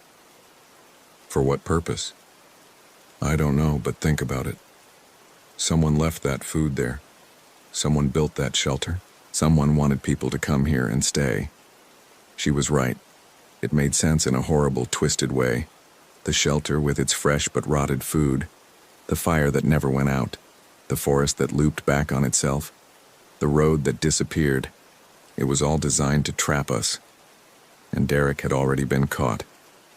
We need to destroy it, I said. Destroy what? The shelter. The containers. The fire. All of it. If this is a trap, we need to break it. Marcus looked at me. You think that'll work? I don't know. But we can't just sit here. He nodded slowly. Okay, tomorrow morning. We burn it all. But we didn't make it to morning. Around 3 a.m., or what my phone said was 3 a.m., I woke up to a sound. Tapping, like someone knocking on the RV's door. I sat up, heart racing. The RV was dark except for the small light above the dinette. Marcus and Vanessa were still asleep in the cab bed. The tapping continued. Slow, rhythmic. Tap, tap, tap. I got up and looked out the window. Derek was standing outside the door, not smiling this time. His face was blank again, empty. He tapped on the door 3 more times, then turned and walked toward the shelter. I should have stayed inside. I should have woken Marcus and Vanessa. Instead, I unlocked the door and followed him. The clearing was cold, maybe 50 degrees. The fire was still burning, pale flames casting weird shadows. Derek was standing by the shelter, facing the containers of food. Derek, I said quietly. He turned. You need to eat. What? The food. You need to eat it. I'm not hungry. You will be. You'll get so hungry, and then you'll eat, and then you'll understand. Understand what? What I understand. He walked into the shelter and picked up one of the containers, brought it over to me and set it down. Opened the lid. The food inside was rotted again. Green mold on the crackers. Rusted cans. Split bags of rice crawling with black specks. Eat, Derek said. No. You have to. I'm not eating rotted food. It's not rotted. I can see the mold, Derek. Then look closer. I didn't want to look closer, but I did anyway. The mold on the crackers wasn't mold. It was moving, shifting, forming patterns. The rust on the cans wasn't rust. It was something darker, something wet. The black specks in the rice weren't insects. They were eyes. Hundreds of tiny eyes, all opening and closing, all looking at me. I stumbled backward, the container falling from my hands. Jesus Christ, Derek smiled. Now you see. What is that? The forest. It's alive. It's always been alive. And it's hungry. Stay away from me. I'm trying to help you, Jordan. If you eat, you'll become part of it. Like me. It won't hurt anymore. You won't feel anything. I don't want that. Yes, you do. You're so tired. So sad, so broken. The forest can fix you. It fixed me. You're not fixed. I didn't finish, because I didn't know what he was. Possessed? Transformed? Something else entirely. Derek took a step toward me. The shelter is a gift. The food is a gift. All you have to do is accept it. I'm not accepting anything from this place. You will. Eventually, everyone does. Behind me, I heard the RV door open. Marcus and Vanessa were getting out, probably wondering where I'd gone. Jordan? Marcus called. What are you doing? Get back inside, I shouted, but it was too late. Derek was already walking toward them, still smiling. You all need to eat, he said. Derek, stop, Vanessa said. He didn't stop. He kept walking, one hand outstretched, reaching for Vanessa. Marcus stepped between them. I said stop. Derek's hand touched Marcus's arm, and Marcus screamed. I've heard people scream before, in pain, in fear, in anger. But this was different. This was the sound of someone's entire existence being ripped apart and reassembled wrong. Marcus collapsed, clutching his arm where Derek had touched him. Vanessa tried to grab him, but I pulled her back.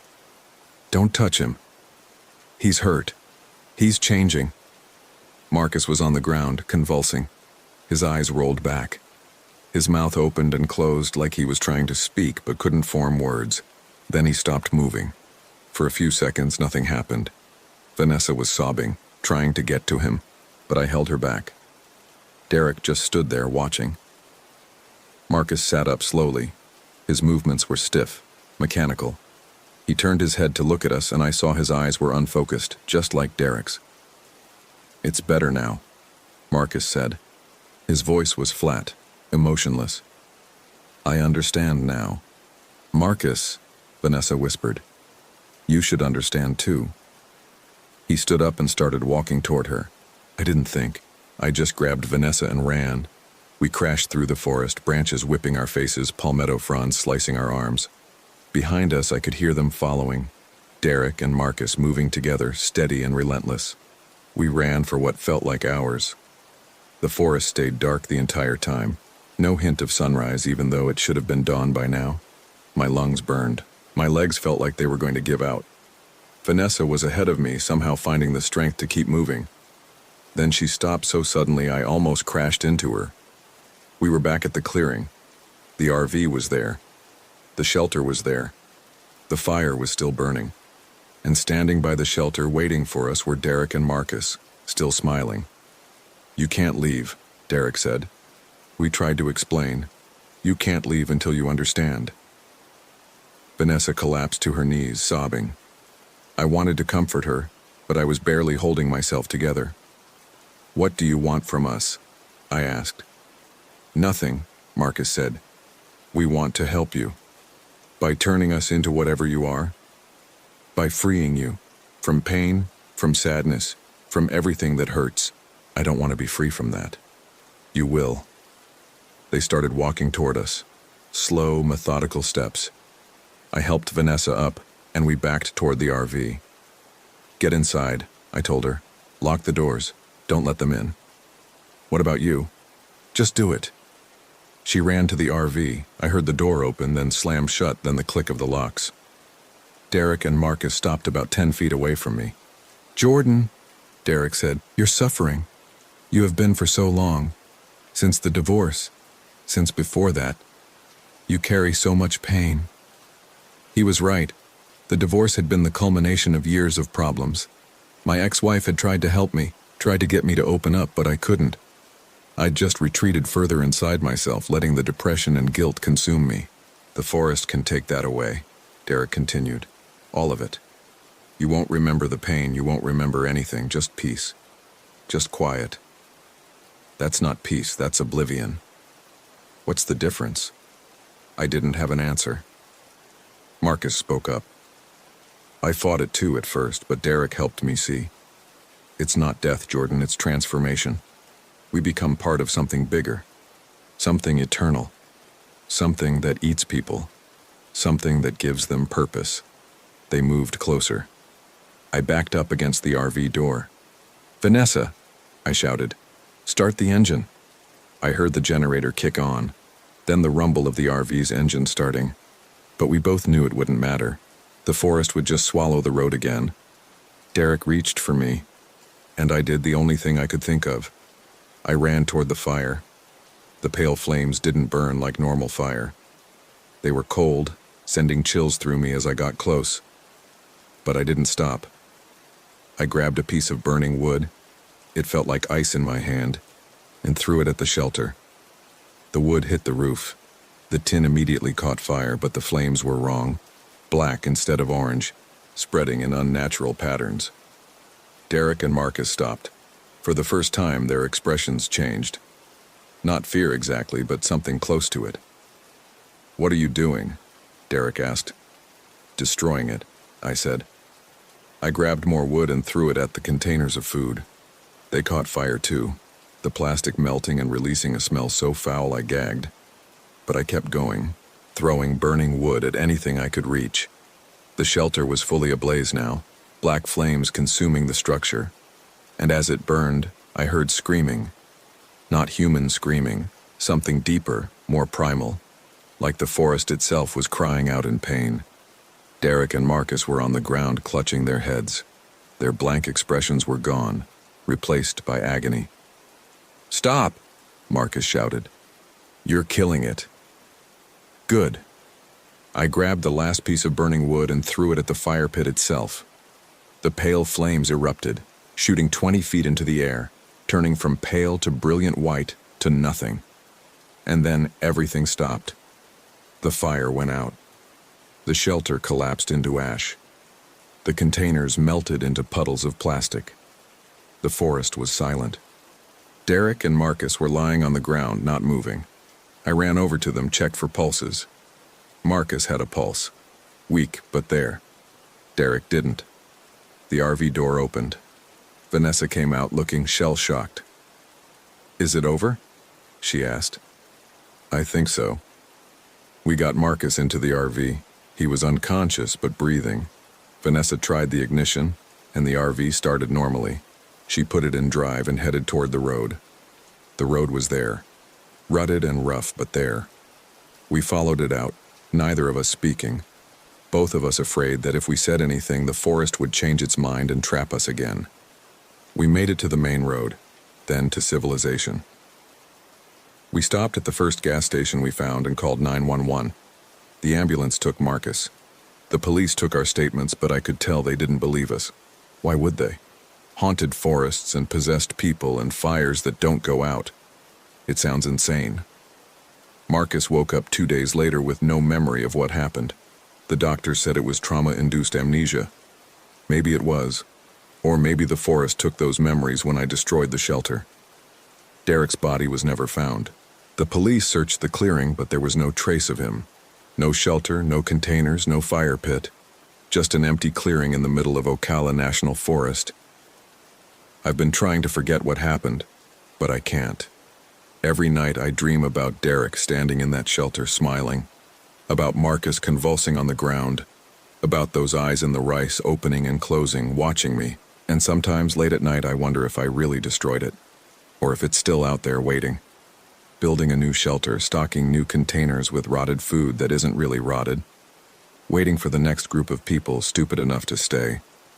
My name is Jordan Clark, and I think I left something behind in that forest. Something important. I think I left a part of my soul.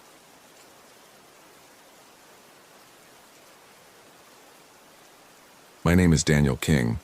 I'm writing this down because I need someone to understand what happened at Fish Lake National Forest last October. I need someone to believe me, even though I'm not sure I believe it myself anymore. Maya and I had been planning the trip for months. We'd rented a 32-foot RV from a place in Salt Lake City, one of those newer models with the slide-outs and a full kitchen. Neither of us had ever driven something that big before, and Maya kept making jokes about us jackknifing into a ditch somewhere on the mountain roads. She was always like that, turning her nerves into humor. We'd been together 2 years, met at a coffee shop where she worked while finishing her master's in environmental science. I was a freelance photographer, mostly corporate work, occasionally landscapes when I could afford to take the time. This trip was supposed to be about disconnecting. No cell service, no emails, just us and the aspen groves turning gold before winter. The drive from Salt Lake took about 3 hours. We stopped in Richfield for groceries, enough food for 5 days. Plus extra water because Maya had read something about the campground wells being unreliable. The woman at the checkout counter asked where we were headed. When Maya told her Fish Lake, she got this look on her face. Not unfriendly exactly, just careful. "You two be safe up there," she said. "Season's changing. Gets dark early now." Maya thanked her and we left. In the parking lot, she laughed about it. "What do you think she meant by that? Bear attacks? Serial killers?" "Probably just being nice," I said, though something about the woman's tone stuck with me. The campground was more isolated than the photos suggested. We'd booked online, Site 14, which was supposed to have full hookups and a fire ring. The access road turned from pavement to gravel about 6 miles before the entrance, and the trees pressed close on both sides. The aspens were beautiful, but there was something oppressive about how they blocked out the sky. We were the only ones there. The ranger station at the entrance was empty, just a bulletin board with faded notices about fire safety and bear protocols. There was a payment envelope system. You were supposed to fill out your information and drop cash or a check in a locked box. Very honor system. Very 1985. "Creepy," Maya said, but she was smiling. She liked this kind of thing, the isolation, the self-reliance. I'd always been more of a Hampton Inn person, but I was trying. Site 14 was at the back of the campground, surrounded by aspens on 3 sides and facing a small clearing. The fire ring was there, along with a weathered picnic table. The hookups worked: water, electricity, even a sewer connection. I got us leveled and connected while Maya explored the area. She came back 15 minutes later saying she'd found a trail that supposedly led to Fish Lake itself, about 2 miles through the trees. "We should hike it tomorrow morning," she said, "early before it gets too warm." That first night was fine. We made dinner in the RV, pasta with marinara, garlic bread, a bottle of red wine. Maya put on music from her phone since we'd downloaded playlists before losing service. We played cards at the dinette table and she kept winning, which always made her cocky in this endearing way. Around 11 we heard something outside. Not close, but not far either. A sound like someone dragging something heavy through leaves. Maya went to the window. Probably a deer. Deer don't drag things. Maybe it's limping or carrying a branch in its mouth. I didn't argue, but I got up and locked the door. We'd left it unlocked until then. We went to bed in the RV's rear bedroom. The mattress was decent enough, though the sheets smelled like rental, that specific combination of industrial detergent and plastic packaging. Maya fell asleep within minutes. She always did. I lay awake longer, listening to the sounds outside. Wind in the aspens, the occasional creak of trees. Nothing unusual, but I couldn't shake the feeling that something was listening back. I must have fallen asleep eventually, because the next thing I remember is opening my eyes to darkness. Except it wasn't darkness. The window beside the bed showed early morning light, that blue-gray quality just before sunrise. I should have been looking at the ceiling, but instead I was facing the wrong direction. The bedroom felt different. Wrong. I tried to sit up and couldn't. My body didn't respond the way it should. My arms felt heavier, longer. When I looked down at my hands, they weren't my hands. They were Maya's. I could see her rings on the fingers. The silver one her sister gave her. The jade band she'd bought in Seattle. Her nail polish chipped on the thumb. Her hands. I want to be clear about this. I wasn't looking at Maya's hands across the bed. I was looking at them where my hands should be. At the ends of arms that were too thin, too smooth. I touched my face, her face, and felt features that weren't mine. Smaller nose, different jaw, hair longer, softer. The panic was immediate and complete. I tried to scream and heard Maya's voice come out. Tried to move and felt her body respond, unfamiliar and wrong in every dimension. I looked to my right. There, in the bed beside me, was my body. Lying on its side, breathing slowly, peacefully asleep. I need to stop here and say that I'm not schizophrenic. I've never had hallucinations, never done heavy drugs. The strongest thing I'd had the night before was 2 glasses of wine. This wasn't a dream. I've had vivid dreams before, and they feel different, looser, less anchored. This felt real with an intensity that dreams never achieve. I sat there in Maya's body for what might have been 5 minutes or 30. Time felt elastic. Eventually, the body that was mine stirred and opened its eyes. They focused on me, and for a moment there was confusion there. Then recognition, then something else. Daniel. The voice was mine, but the inflection was wrong. The way the question lifted at the end, the slight hesitation, it was Maya's speech pattern coming from my throat. "What's happening?" I said, and heard her voice shake. "What the fuck is happening?" The person in my body sat up slowly, looking down at hands that should have been mine, touched a face that should have been mine. The expression that crossed those features was hard to read. Shock. Maybe, but also something calculating. "I don't know," she said, using my voice. "I woke up and...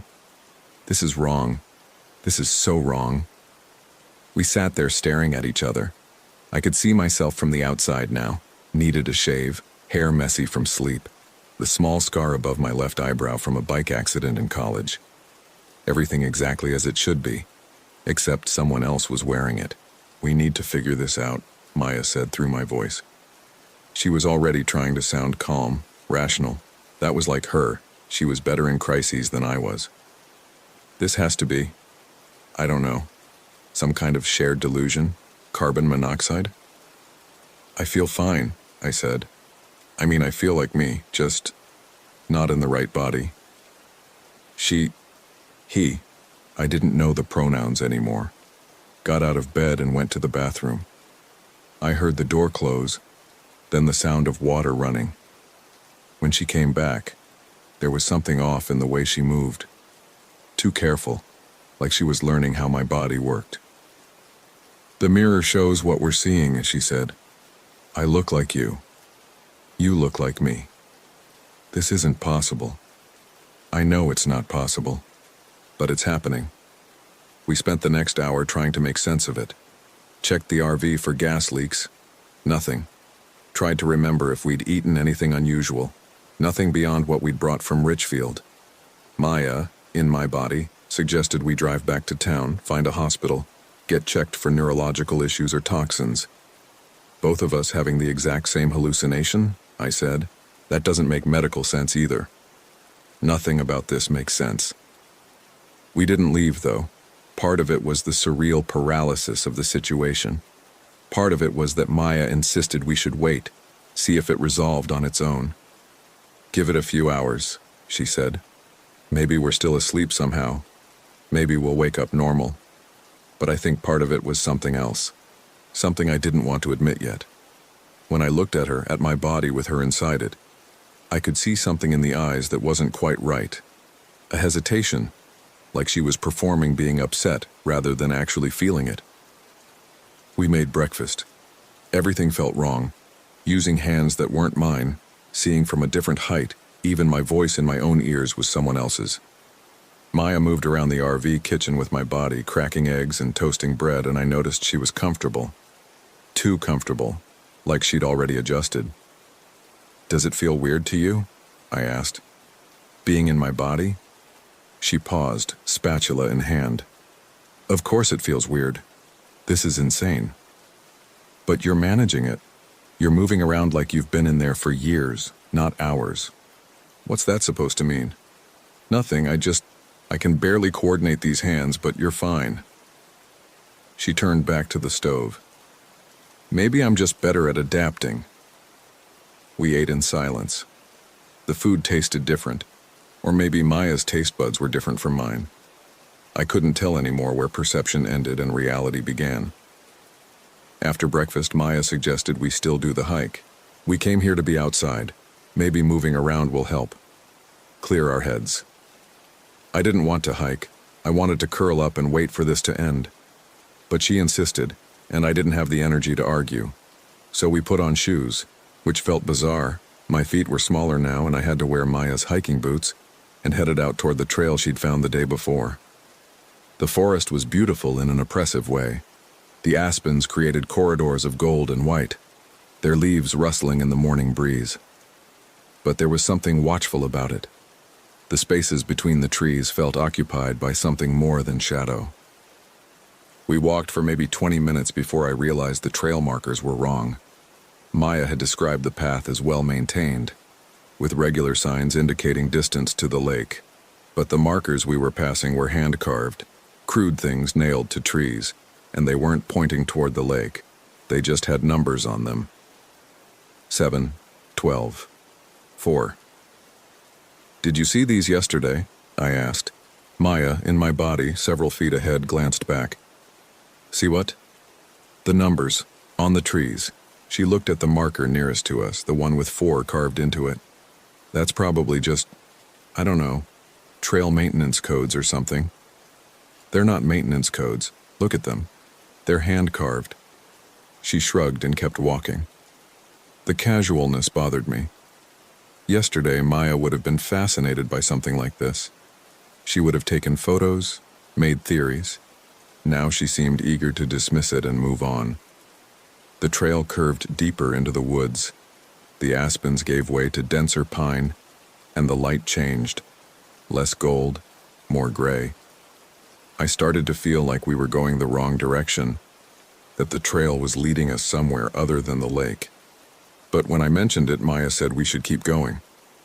"We've come this far. I think we should go back, just a little farther." There was something in her voice that made me stop walking.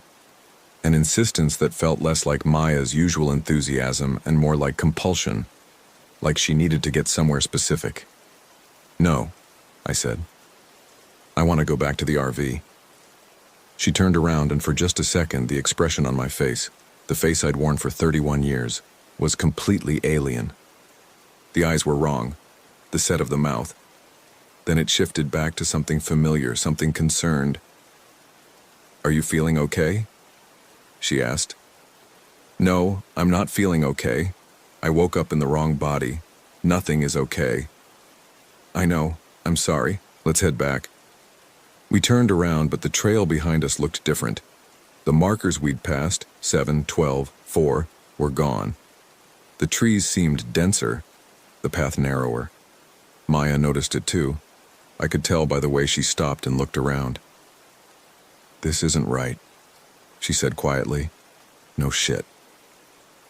We tried retracing our steps, but everything had changed. The aspens we'd walked through were now pine groves. The trail split in directions we didn't remember seeing. And the light was wrong. It should have been late morning by now, but the forest seemed darker, like dusk was coming early. Eventually, we found the campground, not by following the trail, but by literally stumbling out of the trees into the clearing where our RV sat. Maya's relief was palpable.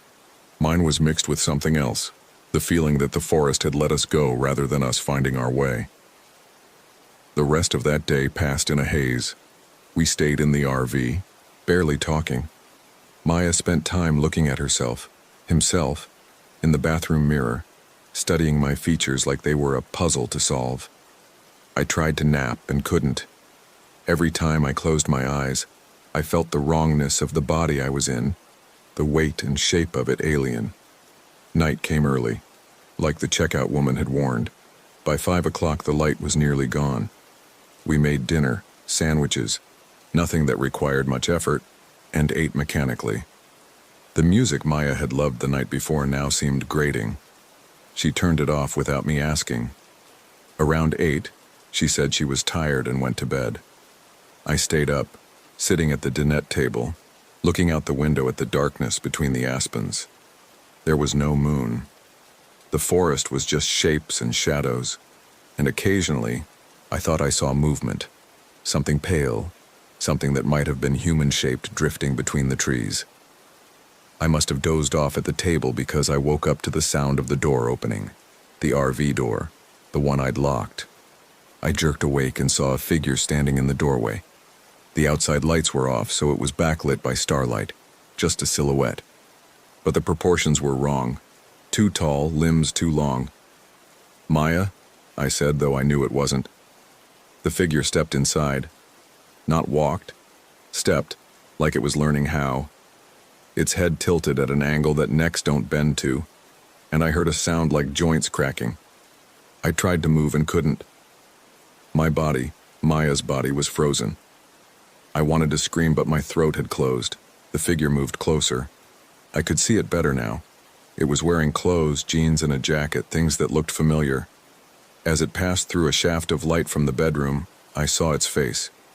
It was my face. Not Maya wearing my body. Something else. The features were right, but assembled wrong, like a copy made by someone who'd never seen a human up close. The eyes were too wide, the mouth too thin, and it was smiling. "Daniel," it said in my voice. "You're still up." I couldn't answer. The fear was total, primal. Every instinct screamed that this thing was wrong, was predatory, was something I needed to run from immediately. It reached out a hand, my hand, and touched my shoulder. The fingers were cold through Maya's shirt. "Go to sleep," it said. And I did. I woke up in the bed, morning light coming through the window. Maya, the real Maya I hoped, was beside me, sleeping peacefully. For a moment I thought it had all been a nightmare. Then I looked at my hands and saw hers again. I got up carefully, not wanting to wake her. In the bathroom I studied Maya's face in the mirror. Her features, her eyes, her expressions. But something felt different, like I was settling into it, the wrongness becoming familiar. When Maya woke up, she seemed more energized. "I slept great," she said, stretching my body in ways that made my joints pop. "I think I'm getting used to this." "You're getting used to it?" "Well, not used to it, but it's not as awful as yesterday. The panic has worn off a bit." "I saw something last night," I said. "After you went to bed, something that looked like you, like me, came into the RV." She frowned. "What do you mean, something that looked like you?" "It came through the door. It was wearing my face, but it was wrong. The proportions, the way it moved." "You were dreaming." "I wasn't dreaming."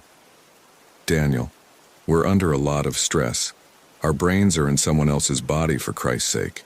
You had a nightmare, that's all." But she looked uncomfortable when she said it, like she was trying to convince herself as much as me. The day passed slowly. We didn't leave the RV. Maya suggested several times that we should pack up and drive back to Salt Lake, find help.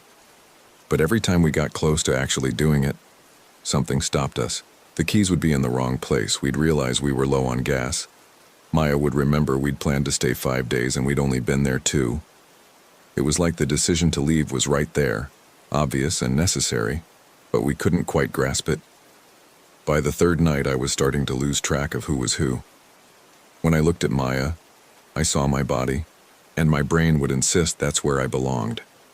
When I looked in the mirror, I saw her face, but it was starting to feel like my face. The wrongness was fading into a new kind of normal. We talked less. Maya spent time outside, walking around the campsite, always staying close but never quite close enough for a real conversation. I stayed in the RV, moving between the bed and the dinette, watching the forest through the windows. I started seeing things in the trees. Not the figure from the first night, something else. Faces maybe, or the suggestions of faces. Shapes that might have been human once. They never got closer, just watched from the tree line, patient and still. On the fourth morning I woke up and Maya was gone. Her body, my body, wasn't in the bed. I checked the bathroom, the kitchen outside. The RV was empty. I tried not to panic. She'd probably just gone for a walk, I told myself. She'd be back. But something felt wrong. More wrong than usual.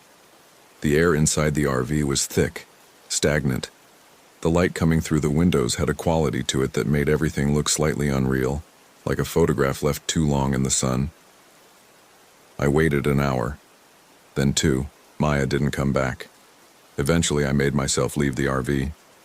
The forest felt different in daylight. Not safer exactly, but more honest about its hostility. The aspens rustled though there was no wind. The clearing seemed smaller than I remembered. "Maya!" I called out, hearing her voice echo back. "Where are you?"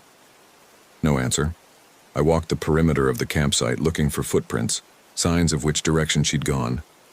The ground was soft from recent rain I didn't remember, and there were tracks everywhere. Too many tracks, human-shaped. But the spacing was wrong, the stride too long. I followed the clearest set into the trees. They led toward the trail we'd taken that first day, the one with the numbered markers. As I walked, I realized the forest was silent. No birds, no insects, no wind. Just my footsteps, her footsteps, crunching on dead leaves. The markers were back, but the numbers had changed. 1, 1, 1. Every tree I passed had the same number carved into it, over and over. 1, 1, 1. I wanted to turn back, but I couldn't. My body, Maya's body, kept walking, pulled by something I couldn't name. The trees pressed closer. The path narrowed to barely a trail. Then I saw her, my body, standing in a small clearing ahead. Back to me, perfectly still. "Maya?" I said. She didn't turn around, didn't move at all. I approached slowly, every instinct screaming at me to run the other direction. When I got close enough to touch her, I reached out and put a hand on her shoulder. She turned around. The face was mine, but the expression was nothing I'd ever worn. Empty, hollow. The eyes looked at me but didn't see me. The mouth hung slightly open. "Maya, what's wrong?"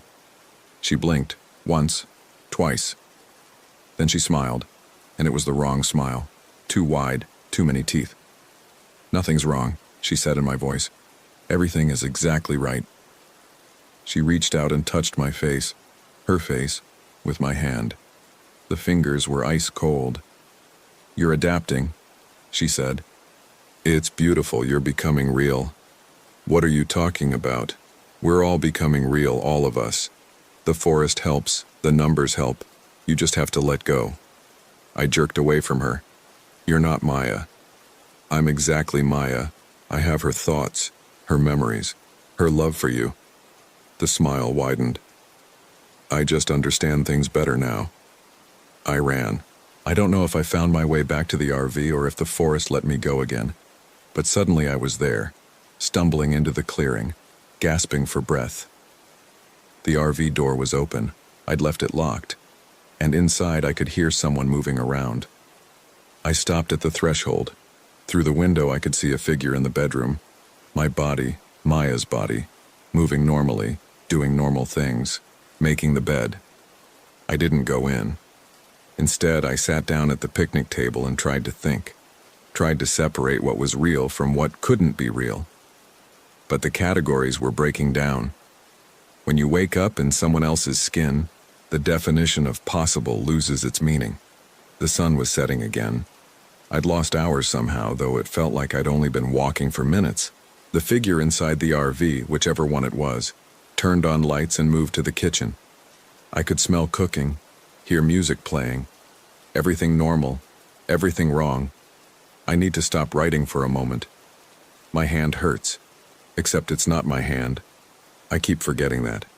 It's been 3 weeks since I left Fish Lake National Forest. I'm writing this from a motel outside of Provo. I drove here in the RV, abandoned the campsite in the middle of the night and just started driving. I didn't stop until I hit civilization, lights, other people. Maya came with me. At least, the thing wearing my body came with me. She seems normal now. Talks like Maya. Laughs like Maya. Remembers things only Maya would know. She's been patient with me, understanding about my confusion, my paranoia. She says I need time to adjust, that the experience was traumatic, that we should see a therapist together. But sometimes when she thinks I'm not looking, I catch her studying me with an expression that isn't quite human. And sometimes late at night I hear her moving around the RV in ways that don't sound right. Joints bending incorrectly, footsteps with too many syllables. I'm still in Maya's body. I've gotten used to it now. When I look in the mirror, I barely remember what I used to look like. The face staring back is becoming mine. The thoughts in my head are becoming mine. Soon, I think, I won't remember there was ever a difference. And the worst part, the part that keeps me up at night, is that I saw it. In that clearing before I ran, I saw what Maya was looking at, what she was smiling at. There were others in the trees. Dozens of them. All standing perfectly still, all wearing faces that were almost right, but not quite. And they were all looking at me with the same expression Maya had. The same empty recognition, like they were waiting, like I was next, like I was already one of them, and just hadn't realized it yet. Tomorrow Maya wants to go back. She says we left things unfinished at the campsite. She says the forest is calling to us. She says it'll make sense once we're there. And the terrifying thing is that part of me agrees with her. Part of me wants to go back to Fish Lake, wants to walk that trail again, wants to see those faces in the trees and understand what they understood. Part of me that's growing bigger every day. I don't know who I am anymore. I don't know if I'm Daniel King writing this or Maya wearing his memories or something else entirely that's learned to pretend. All I know is that when I close my eyes, I see the clearing. I see the figures. I see myself standing among them, wearing Maya's face with that same empty smile. And I see her, my body, my old life, welcoming me home. The forest is patient. The numbers keep counting. And sooner or later, everyone becomes real. I'm writing this down so someone will know what happened if we don't come back. But I'm also writing it down because part of me hopes someone will find it and understand. Part of me hopes that someone will read this and know that it's not too late, that I haven't fully changed yet, that I can still be saved. But every time I read it back, I see mistakes. Places where Maya's handwriting bleeds through. Phrases she would use instead of ones I would. The words themselves are changing, becoming something neither of us wrote. Maybe that's the point. Maybe the forest doesn't just take you. Maybe it teaches you that you were never really there to begin with. That the person you thought you were was just a story you told yourself, and stories can be rewritten. Maya is calling me now. She says it's time to go. She's smiling that smile that's mine but isn't. And there's something in her eyes that might be love or might be hunger or might be the forest itself looking out at me. I'm going to close this notebook now. I'm going to get in the RV. I'm going to drive back to Fish Lake National Forest with the woman who is and isn't my girlfriend, in the body that is and isn't mine. And when I get there, I think I'm going to understand. I think I'm going to see myself as I really am. I think I'm going to walk into those trees and find the clearing and stand with all the others who learned what it means to be real. And maybe, just maybe, I'll finally feel like I'm in the right skin. Even if it's not my own. Even if it never was. My name is Daniel King, at least I think it is. At least that's what the person wearing this face keeps telling herself. The forest is waiting. The numbers are counting down, and I'm almost home.